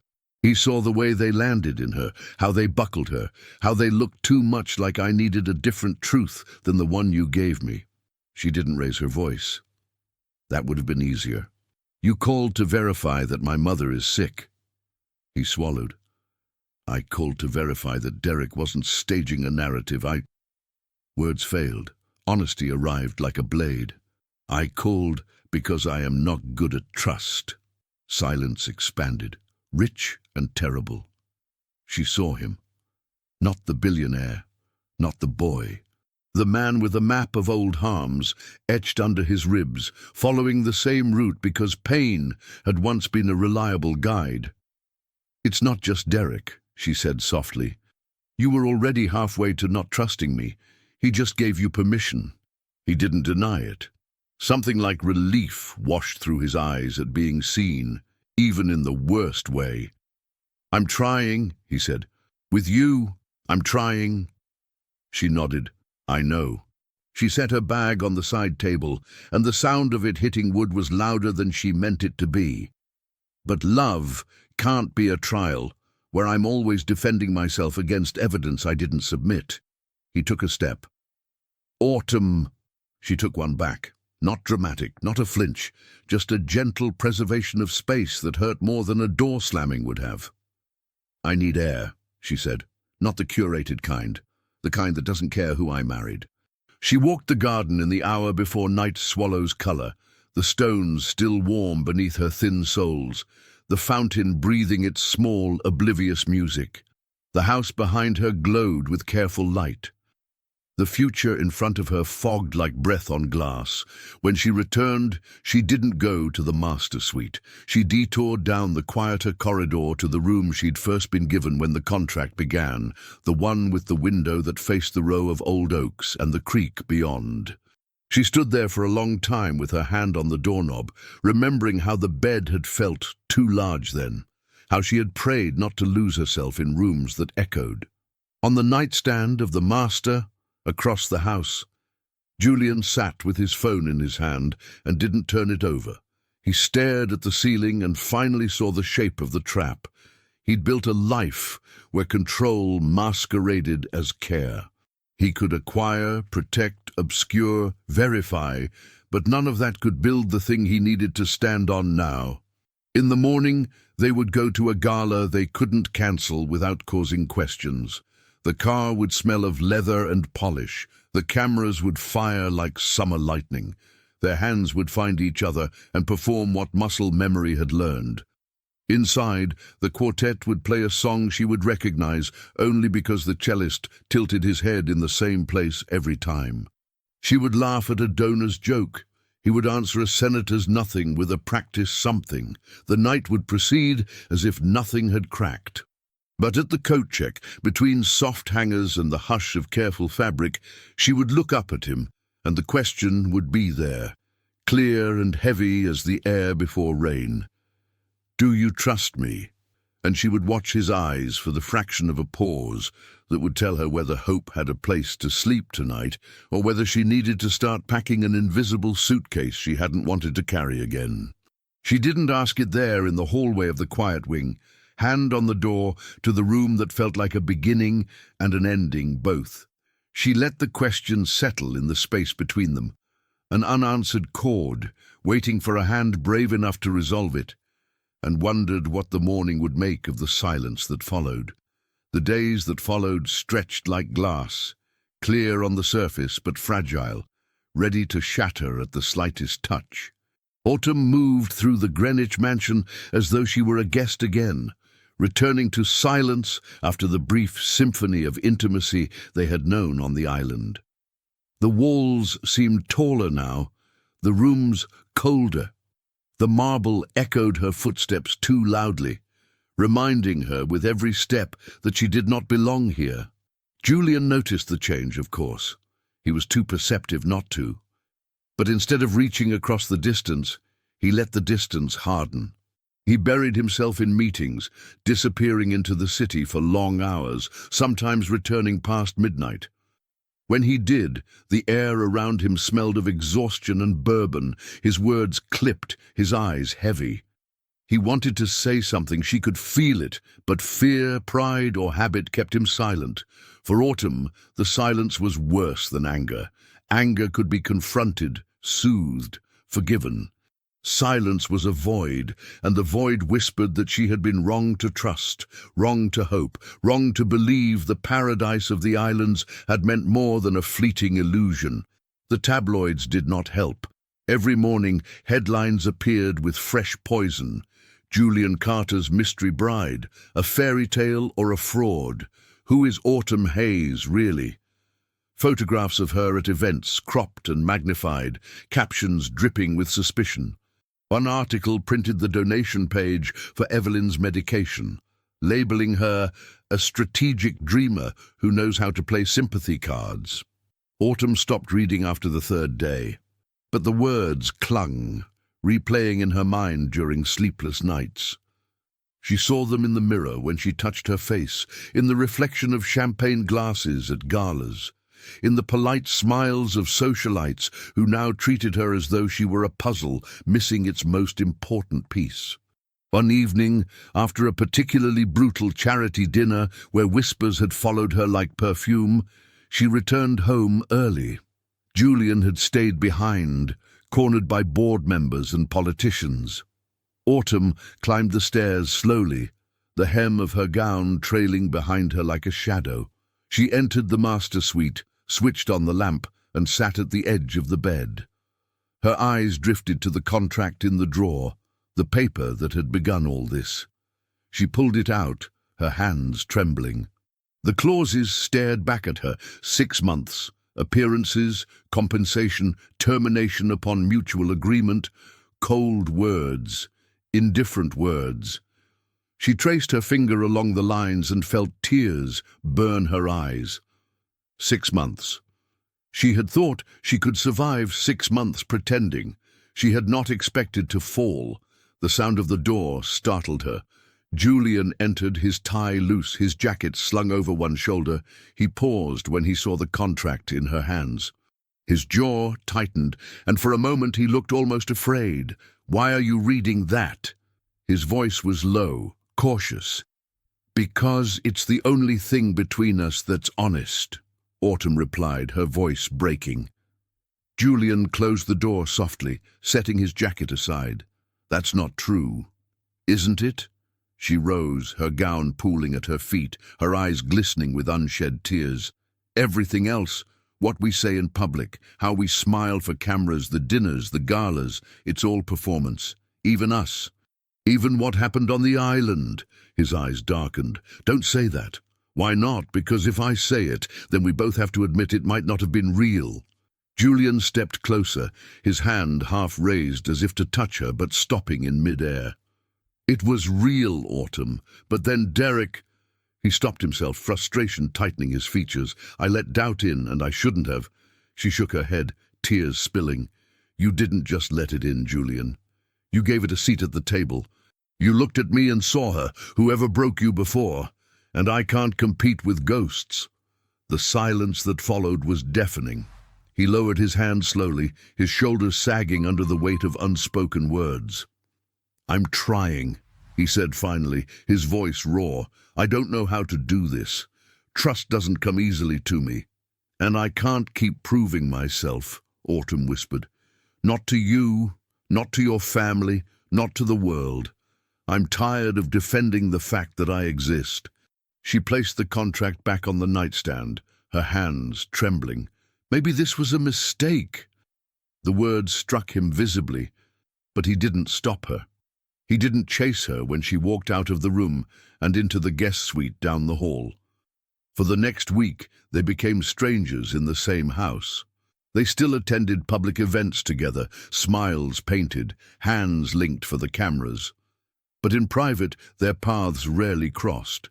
Breakfasts were eaten in silence, dinners avoided altogether. When their eyes met, the air between them throbbed with unspoken ache. Autumn spent long hours in the library, losing herself in books she barely read, or wandering the gardens until dusk painted the sky. Sometimes she called her mother, masking her voice so Evelyn wouldn't worry. Other times she called Lena, who urged her to hold on, to remember why she had agreed in the first place. But Autumn no longer knew if she could. Julian buried himself deeper in work, meetings stacking like bricks in a wall he could hide behind. His board praised his focus, the press lauded his leadership, but inside he felt hollow. Each time he returned to the mansion and found her door closed, he felt a sting of regret he didn't know how to heal. One night, unable to sleep, Julian poured himself a drink in the study. Eric, his oldest friend, sat across from him, having arrived unannounced earlier that evening. Eric was the one person who could cut through Julian's armor. You look like hell, Eric said bluntly. Julian smirked without humor. That obvious? Eric leaned forward. What happened with her? Julian hesitated, then confessed everything, the contract, Derek's accusations, his own inability to trust. When he finished, Eric shook his head. You're an idiot, he said flatly. Julian stiffened. Excuse me? You're in love with her, Eric said. And instead of admitting it, you're hiding behind the same walls you've always built. But here's the thing, Julian. Walls don't keep pain out. They just keep love from getting in. Julian stared into his glass, the words cutting deeper than he wanted to admit. And what if I'm wrong? What if she's only here because of the money? Eric's eyes softened. Then she wouldn't be hurting like this. People don't bleed for paychecks. Julian set the glass down, his hands trembling. For the first time, he admitted to himself what he had been too afraid to say. He loved her. Not the performance, not the contract, not the appearances. Her. But by the time he left the study and climbed the stairs, her door was closed again, and he wondered if he had realized it too late. The night Julian finally knocked on her door, Autumn was sitting at the desk in the guest suite, staring at a blank page in her notebook. Words refused to come. Thoughts spun, but none of them found shape. The silence between them had grown so wide that even her pen seemed afraid to cross it. The knock was soft, hesitant, not the knock of a man used to getting what he wanted. Autumn, his voice came through, roughened by hours of pacing. Can I come in? She hesitated, her heart pounding. Part of her wanted to stay quiet, to let him walk away and feel the emptiness he had created. But another part, the part that still remembered the island, the laughter, the kiss by the ocean, couldn't ignore him. Come in, she said at last, her voice steady despite the storm inside. Julian entered slowly, as though afraid that one wrong step might shatter what little remained between them. His suit jacket hung loose, his tie discarded. He looked less like the untouchable heir and more like a man carrying the weight of his own mistakes. He didn't sit. Instead, he stood near the door, hands in his pockets, eyes lowered for a moment before meeting hers. "I owe you an apology. More than one, actually." Autumn closed her notebook and folded her hands over it. "Go on." He exhaled, the sound heavy. "I doubted you. I let Derek's poison in because it played to my own fears. And instead of standing by you, I treated you like a suspect. That was wrong. You didn't deserve it." Her chest tightened. She wanted to believe him, but words were fragile things, too easily bent. "You didn't just doubt me, Julian. You compared me to her, the one who hurt you before. You saw her shadow instead of seeing me." His jaw tensed, guilt flickering across his features. "You're right. I did, because I was afraid. Afraid of being fooled again, of opening my life to someone only to have it used against me. But I see now, I wasn't protecting myself. I was punishing you for wounds you didn't cause." He stepped closer, his eyes never leaving hers. "The truth is, Autumn, I'm in love with you. Not the contract version of you. Not the girl the tabloids try to define. You. The woman who stumbled into my arms at a gala and looked at me like I was human, not a headline. The woman who laughs without calculation, who fights for her mother with a fierceness I envy, who sees through the walls I've spent my life building." Autumn's throat constricted. She wanted to speak, but his words poured over her, raw and unpolished, more vulnerable than any speech he'd given to a boardroom or a ballroom. "I don't care about the contract anymore," Julian continued, his voice trembling with urgency. "If the board takes the company from me, so be it. If the press crucifies me, let them. None of it matters if I don't have you, because without you this house is just stone, and my life is just numbers on paper." Tears welled in her eyes. She rose slowly, her bare feet silent against the rug. "Julian." He reached for her hand, but stopped just short, as if waiting for permission. "I need you to know I'll fight for this, for us, not because of what I stand to gain, but because of what I stand to lose. You." The room seemed to hold its breath. Autumn searched his face, looking for cracks, for any sign that this was another performance. But there was no armor left, no mask, only the truth of a man who had finally chosen to stand without defenses. She let out a shaky laugh through her tears. "You're terrible at speeches when it's personal." A ghost of a smile tugged at his lips. "I know, but I mean every word." Slowly, she placed her hand in his. The warmth of his skin, the strength of his grip, the tremor of his heartbeat, it was all real. "I wanted to hate you," she whispered. "When you doubted me, I wanted to pack my things and never look back.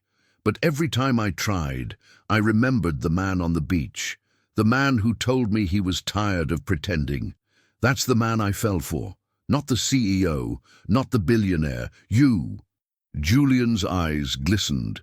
He pulled her gently into his arms, his hand cradling the back of her head as if afraid she might vanish. "Then let me be that man. Every day. No more doubt.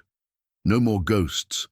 They stood like that for a long time, wrapped in silence that no longer felt like a void, but a shelter. Autumn buried her face against his chest, breathing in the cedar and warmth of him, and let the ache of the past weeks dissolve.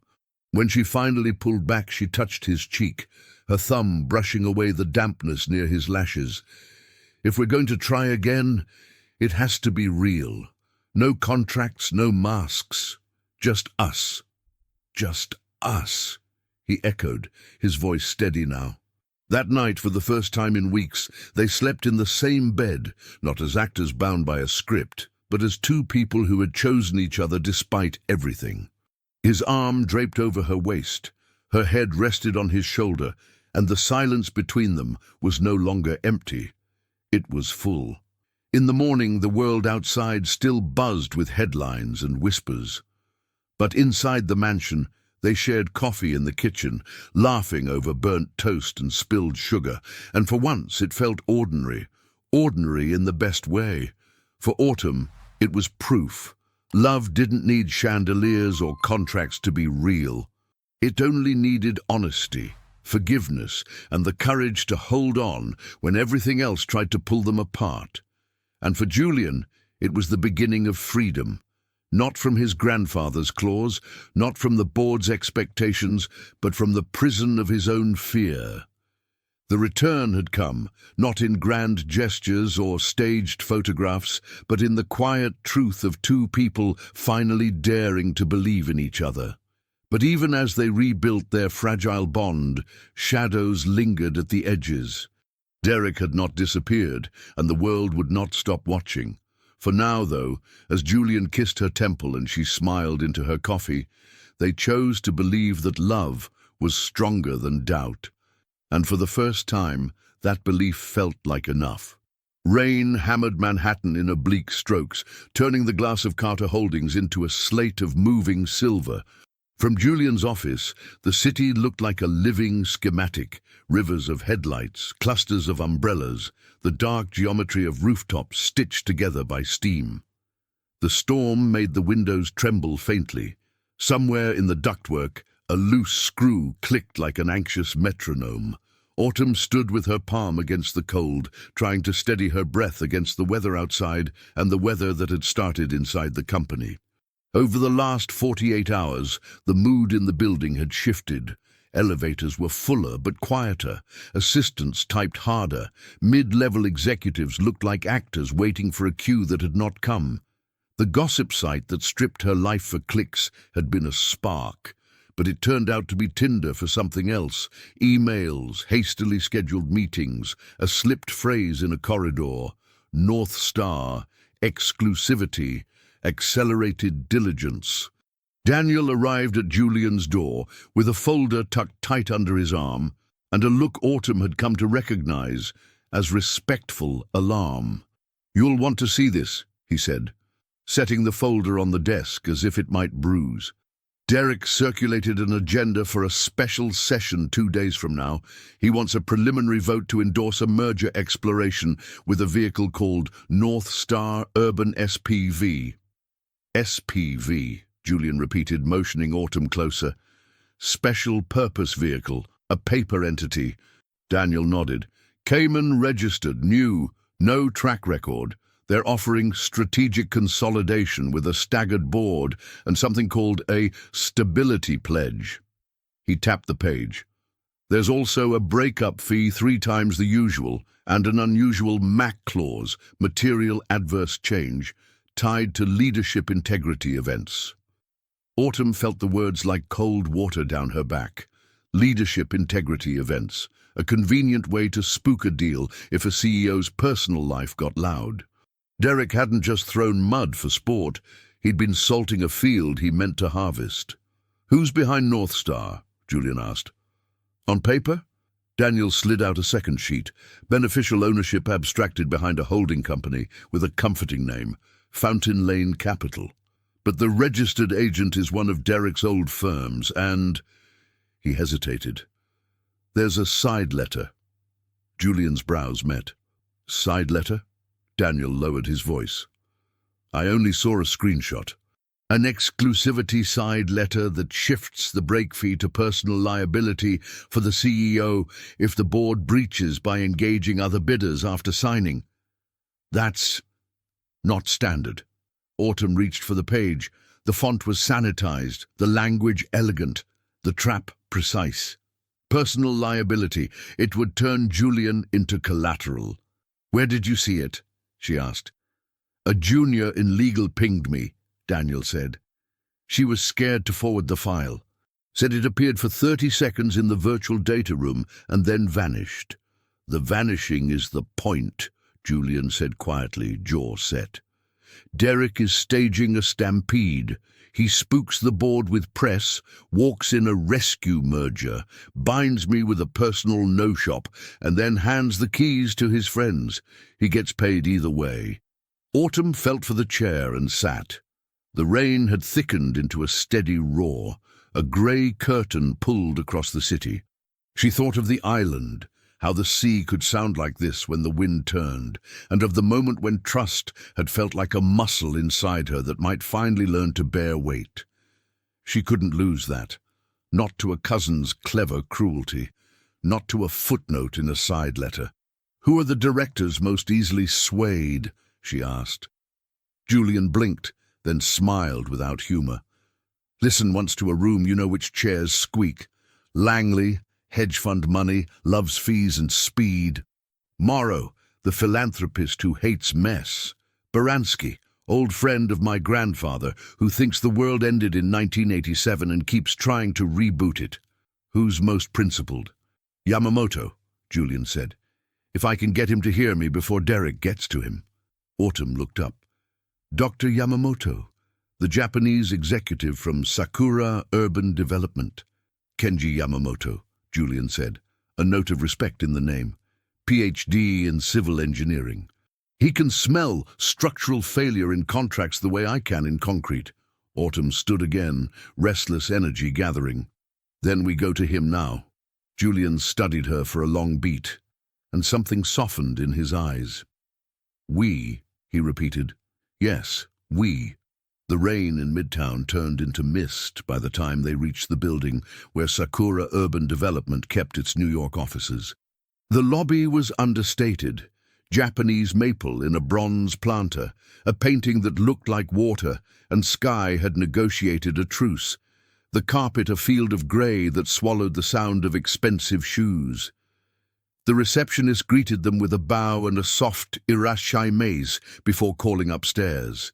They were ushered into a conference room that felt like a temple, pale wood, clean lines, a wall of glass overlooking a calmer stretch of city. A tea service steamed on a tray. It smelled like grass in spring and rain on stone. Dr. Kenji Yamamoto entered without haste. He was not tall, but occupancy had nothing to do with height. The room seemed to retune itself around him. He wore a dark suit that fit as if equations had been used, not measurements. His hair, iron grey and close-cropped, made a crown of simplicity. His face was a map of attention. He bowed to Julian, then to Autumn, and gestured for them to sit. "Julian," he said in English warmed by years of crossing oceans, "you bring the storm with you." Julian managed a wry smile. "It followed us. This is Autumn Hayes." Yamamoto's gaze rested on Autumn for a moment that felt like a test and a welcome. "Ms. Hayes," he said, "your name has been in the papers, inaccurately." Autumn's throat tightened. "Yes, sir." He poured tea, the ceremony unhurried. "Tea first," he said, as if teaching a principle. "In battle, people drink coffee. In decisions, people should drink tea." When they were seated with cups between their hands, Julian outlined the situation. Yamamoto did not interrupt. He watched the way a structural engineer watches a new tower, seeing stresses where others see glass. When Julian finished, Yamamoto turned to Autumn. "And you," he said gently, "what do you see that he does not?" Autumn glanced at Julian, who nodded. "Go on." She slid the pages Daniel had printed across the table. "North Star is a mask," she said. "The brand language in the teaser deck uses phrases we've seen only in Crescent and Gates materials, Derek's favorite boutique. The typography choices are theirs too. The press leak about stability went to a PR firm that also services Fountain Lane. And the metadata on the one-pager shows it was created by a K. Lowe." She swallowed. "Kendall Lowe is Derek's shadow. She used to be his analyst. She ghostwrites his memos when he wants to sound principled." Yamamoto's eyes flickered with approval. "Metadata? Typography? Language fingerprint?" He leaned back, steepling his fingers. "Good." She continued, pulse steadying as the map in her head drew itself cleaner. "The side letter with the CEO personal liability, if it exists, does two things. It scares Julian out of shopping for alternatives, and it gives Derek leverage if he wants to stage a leadership integrity crisis. Given the gossip campaign, that clause is a gun tied to a rumor." Silence, but not empty. A silence that listened. Yamamoto nodded. "And what would you do with a rumor and a gun?" "Take the gun," she said simply. "Expose the rumor as staged. Slow the vote. Put air between the board and the stampede." Yamamoto's lips made the ghost of a smile. He opened a leather notebook and wrote a small character at the top of the page. "Ma," he said, tapping the mark. "In Japanese, this is the space between things." Pause. Breathing room. In architecture, it is what keeps beauty from crushing function. In governance, it is what saves companies from men in a hurry. Julian's shoulders eased by a degree. "Can you help us create, Ma?" "I can ask for it," Yamamoto said. "But you must earn it. Boards do not respect interruptions. They respect file numbers." He paused. "And witnesses." He reached for his phone and spoke in Japanese to someone named Aso, the legal chief in Tokyo. The language moved like a fast stream across stones, gentle and precise. When he hung up, he looked at Autumn again. "The personal liability clause is illegal under several interpretations of duty of care if the board is not fully informed. If it appears in any data room, we need a screenshot, a hash, and an affidavit from the person who saw it." "Daniels Jr.," Autumn said. "We can protect her." Yamamoto inclined his head. "We protect truth. People will still be bruised, but we minimize the bruising." He stood. "Come.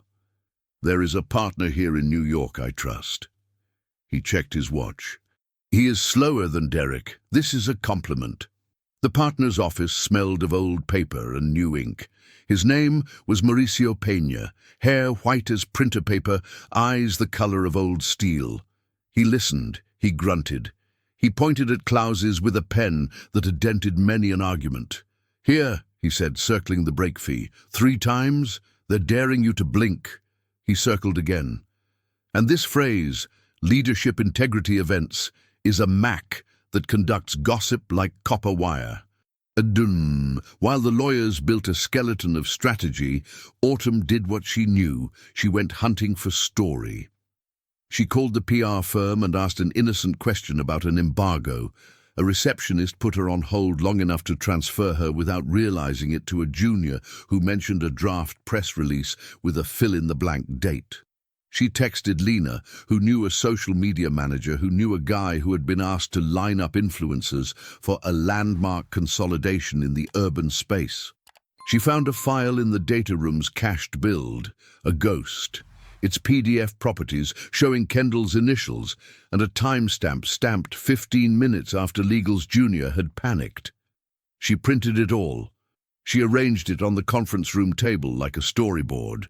She drew lines in pencil where the metadata, the press pitch, and the fee structure triangulated into a plan that only looked like rescue if you didn't know how to read weather. Julian watched her move around the table with the unsettling calm of someone walking a high beam. He had always admired competence. He had worshipped speed. But this was a different craft. Autumn wasn't racing. She was listening to the building's bones. When the board convened 2 days later, the storm had blown east. The windows showed a blue so sharp it could cut. Directors filed in with their phones face down and their minds half-made. Derek was already there, bright-eyed, tie knotted to innocence. He shook hands like a man absolving others of crimes he'd encouraged. Autumn sat behind Julian, not at the table, but close enough to pass him a note. Daniel flanked her, a quiet bulwark. Dr. Yamamoto took his seat 2 chairs down from Langley, placing his notebook on the table as if it were a level on a wall. Derek opened with smoothness. He thanked everyone for gathering at pace. He painted the market as chaotic, the debt as heavy, the opportunity as now. He used the word stewardship twice and fiduciary 3 times, massaging duty into speed like oil into a hinge. He teed up North Star's representative, a man with a voice like new carpet. Julian let them speak. His hands were still on the table. His face was a field in winter. When North Star finished with a slide that showed the Carter logo merged into a comforting star, Julian nodded once and turned to Yamamoto. "Kenji," he said, "you asked for Ma. Will you take it now?" Yamamoto folded his hands. "2 questions," he said mildly. "Then perhaps a third." "Please," Derek said, his smile held taut with professionalism. "1," Yamamoto said. "Your breakup fee is 3 times market. Why do you require punishment to trust yourselves to the merits?" He did not wait for the sputter. He turned the page. 2. Define leadership integrity events. In Japanese corporate law, ambiguity is the home of thieves. North Star's representative adjusted his tie. "It's a standard Mac." "It is not," Yamamoto said, not unkindly. "And 3, he added, why does this document's metadata show creation by K. Lowe of Crescent and Gate, an advisor who is not disclosed in your materials?" The room cooled. Derek's smile faltered for the length of a blink. Autumn slid the printed metadata across the table. "We pulled this from the cached version of your one-pager in the data room," she said, voice steady. "It was visible for a short window. A junior in legal can attest to seeing a side letter linking the breakup fee to Mr. Carter personally if the board engages other bidders. We have her statement, sealed." She passed the envelope to Mauricio Peña, who passed it to the chair as if moving a specimen. Langley cleared his throat. "This is irregular." "It is," Yamamoto agreed.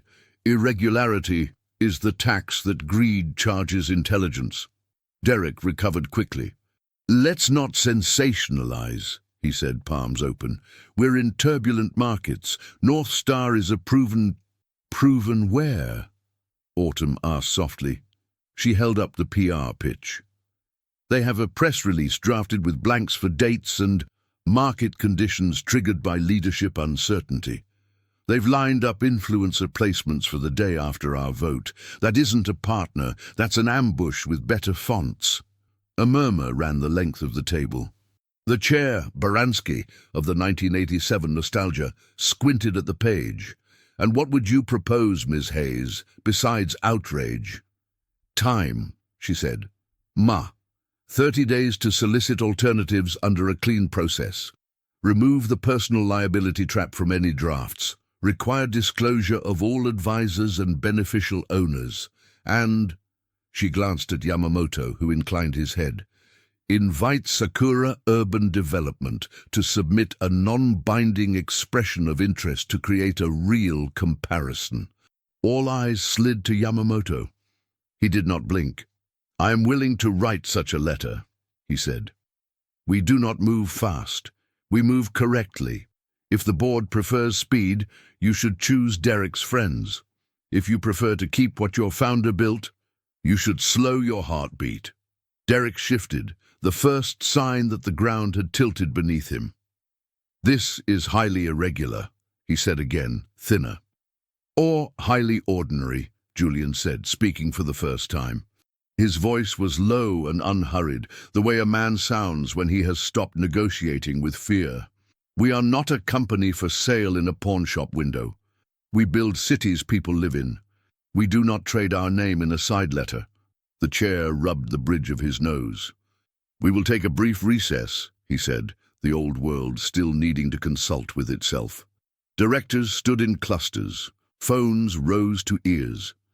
Derek moved swiftly toward Langley. Yamamoto did not move at all.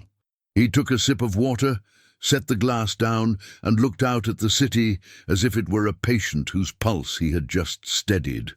Autumn remained in her seat, fingertips pressed to the edge of the table, feeling the thrum of her own heartbeat in the wood. Julian's hand found the back of her chair, a quiet anchor, a thank you transmitted through touch. Daniel leaned in. "Legal Junior just texted," he whispered. "She's ready to sign the affidavit. She's scared, but she says she's tired of ghosts writing policy." Autumn breathed out, a sound almost like a laugh. "Tell her she's not alone."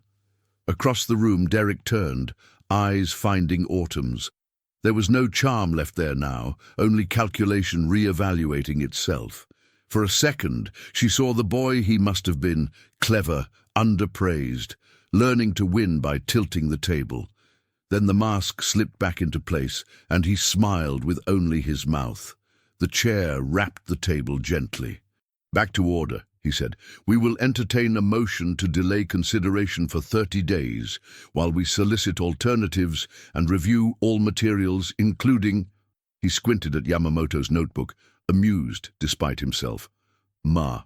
A hand lifted. Another seconded.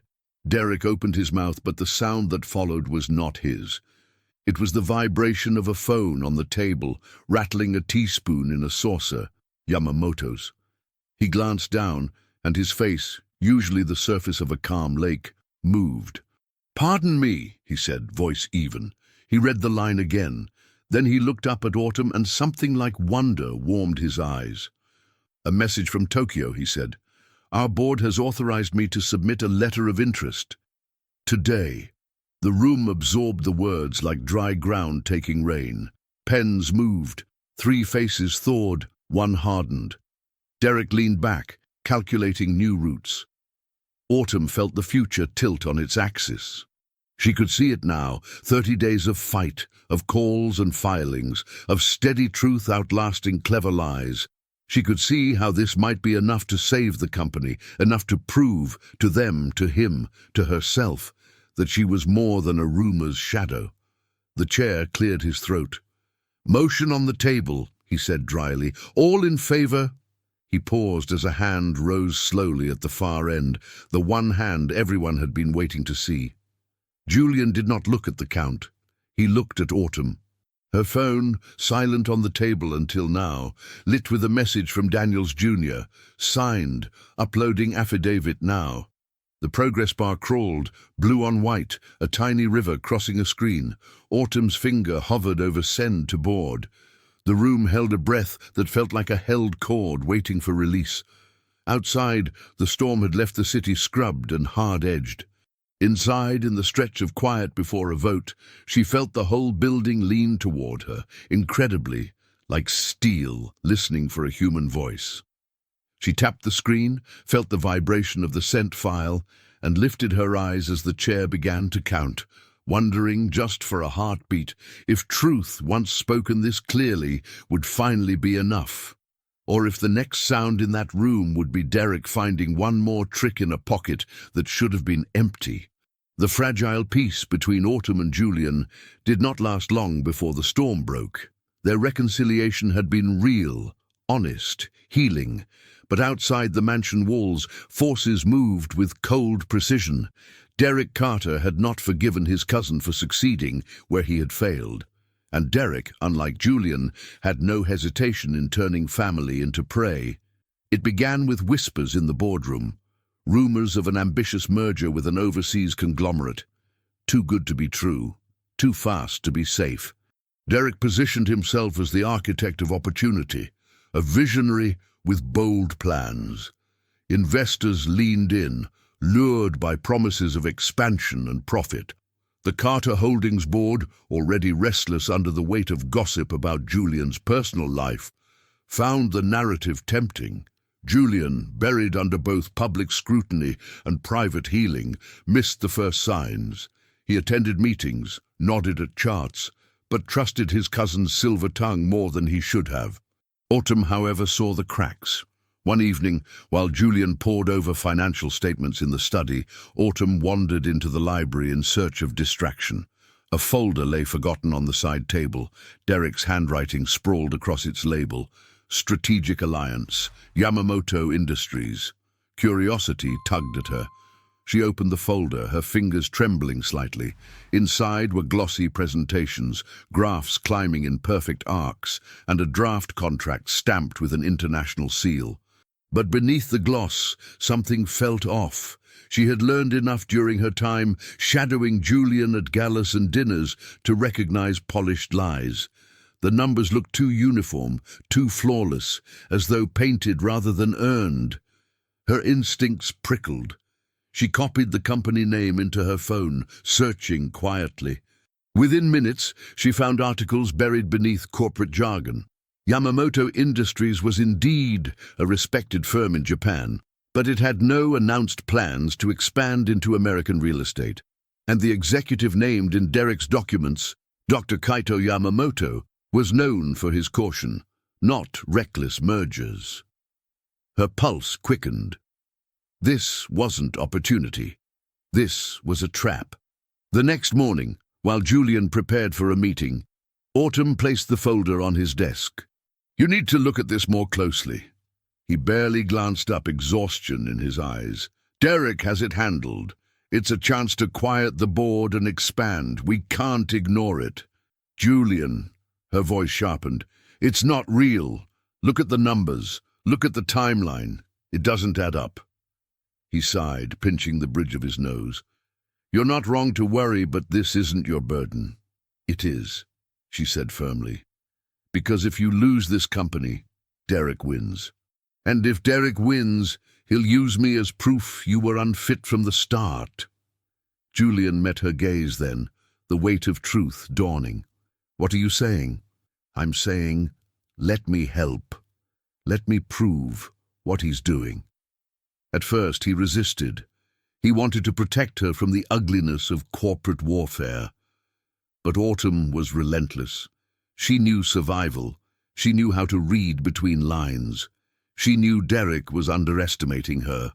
Finally, Julian agreed, reluctantly, but with the quiet recognition that he needed her courage as much as her insight. Autumn began her search carefully, reaching out to Lena, who worked part-time for a boutique marketing agency and had contacts in Asia. Lena dug into Yamamoto Industries' press releases, confirming that no merger had been announced. Meanwhile, Autumn called the company directly, disguising her inquiry as freelance research. The polite assistant who answered confirmed her suspicion. Dr. Yamamoto was currently in Tokyo, engaged in long-term projects with no plans for international partnerships. Armed with this, Autumn decided to go further. She asked Julian to arrange a video call with Dr. Yamamoto himself, presenting it as a courtesy to welcome the alliance. Derek balked, tried to delay, but the board insisted. The call was scheduled. On the day of the meeting, tension coiled like wire in the Carter Holdings boardroom. Derek sat smug at one end of the table, his smile sharp as glass. Julian sat beside Autumn, his hand brushing hers beneath the table. A silent anchor. The screen flickered, and Dr. Yamamoto appeared, dignified, calm, his voice steady as he greeted the board. Autumn, her heart pounding, spoke first. "Dr. Yamamoto, thank you for joining us. We're honored by your time. Before we proceed, could you confirm your plans for expansion into the American market?" There was a pause. Then the executive frowned slightly. "Expansion? I'm afraid there's been some misunderstanding. Yamamoto Industries has no such plans. We have received no proposal, nor have we authorized any documents." Gasps rippled through the room. Derek's face drained of color. Autumn leaned forward, her voice steady despite the adrenaline flooding her veins. "That's what I suspected." "Thank you for clarifying, Dr. Yamamoto." The rest unraveled quickly. The documents Derek had provided were revealed to be forged, the contracts fabricated, the numbers manipulated. What had been painted as a bold opportunity was nothing more than a con, an attempt to push Julian into signing away assets that Derek planned to siphon off through shell companies. The board erupted in fury. Some demanded Derek's immediate removal. Others called for legal action. Derek, cornered at last, tried to blame subordinates, to feign ignorance. But the evidence was clear, and his power crumbled in real time. Julian rose slowly, his expression cold and resolute. "You've tried to sabotage me for the last time, Derek. Effective immediately, you're suspended pending investigation. Security will escort you out." The guards moved in. Derek's glare shot across the table, venomous and desperate. His eyes landed on Autumn, seething. "You! This is your doing. He never would have questioned me if it weren't for you." Autumn held his gaze, unflinching. "You're right, because he deserves better than your lies." For the first time in her life, she saw Derek falter. He was led out, his empire of manipulation collapsing behind him. The boardroom fell silent. All eyes turned to Julian, waiting for his response. But Julian looked only at Autumn, his expression softening in a way that startled everyone present. "She's not just my wife," he said, his voice carrying. "She's my partner, and she just saved this company." In that moment, Autumn realized something had shifted. She was no longer the girl with a tray at a gala, stumbling into a world that didn't want her. She was no longer a name whispered in gossip columns or dismissed as a gold digger. She had carved her place, not as an accessory, but as an ally, as someone who had stood when it mattered most. That night, back at the mansion, Julian poured 2 glasses of wine. They sat on the balcony overlooking the gardens, the stars sharp against the velvet sky. "You saved me," he said quietly. Autumn shook her head. "You saved yourself. You just needed someone to remind you to look closer." He reached for her hand, threading his fingers through hers. "No. You saw what I didn't. You trusted when I didn't. That makes you braver than I've ever been."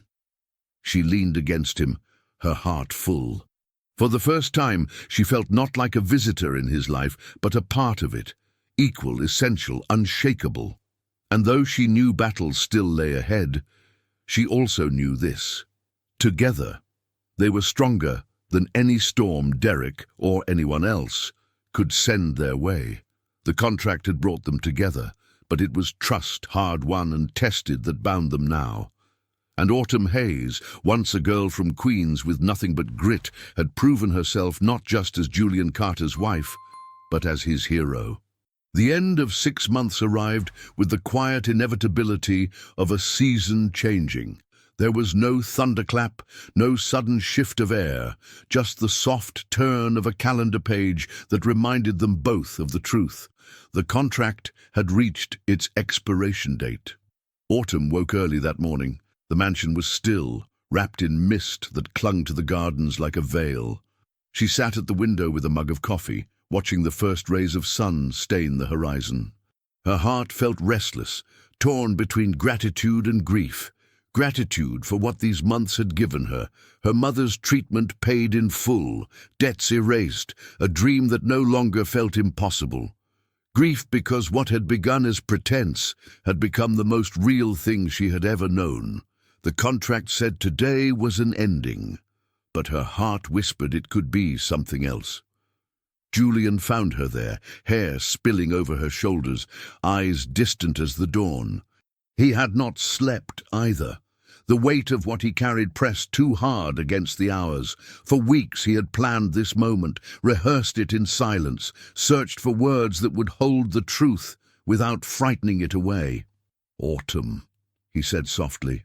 She turned, and for a moment the years of their world seemed to fold into this one fragile second. "It's the day," she said, her voice steady, though her hands trembled around the mug. "Yes," he admitted. He stepped closer, the faint scent of cedar and rain clinging to him. "But it doesn't have to mean what we thought it would." Confusion flickered in her eyes. "Julian." He knelt then, not with the practiced ease of a man used to spectacle, but with the sincerity of someone laying down his pride. From his pocket he drew a small box, unadorned, simple. He opened it to reveal a ring. Nothing ostentatious, no diamond meant to dazzle, but a band of gold, warm and unpretentious, carved with a single line like the horizon. "This isn't a contract," he said, voice rough with emotion. "This isn't for the board or the press. It isn't about inheritance or appearances. It's about us, about the woman who taught me that trust is not a weakness but a strength, about the nights you made this house feel like a home, about the laughter I never thought I'd hear again." He looked up at her, his grey eyes unguarded. "Autumn Hayes, I don't want an arrangement. I want a life.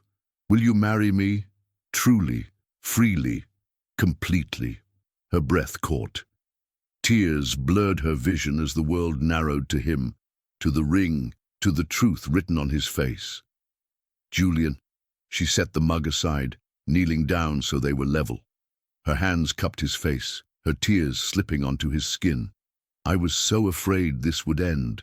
Afraid that I'd go back to who I was before, but you... Her voice broke, then steadied. You showed me that love isn't about where we start, but where we choose to go together. Yes, yes, I'll marry you. The relief in his expression was radiant, a man unshackled from a lifetime of fear. He slipped the ring onto her finger, his hands shaking, and she laughed through her tears because for the first time in months, the future did not feel like a performance. It felt like theirs. They sealed the promise with a kiss, unhurried, reverent, the kind of kiss that spoke of beginnings rather than bargains. The sun rose higher, washing the room in gold, as though even the day itself had chosen to bless them. 2 years later, the world looked different. Autumn had launched her marketing agency, building it from scratch with the same determination that had once carried trays through crowded ballrooms. It thrived not because of Julian's money, but because of her grit, her vision, her refusal to quit. Evelyn, healthier now, often visited the office, her laughter filling the space like music. Julian, freed from Derek's shadow and strengthened by Autumn's courage, led Carter Holdings with quiet authority. The company prospered not through ruthless deals, but through integrity, a word that had finally found a home in its marble halls.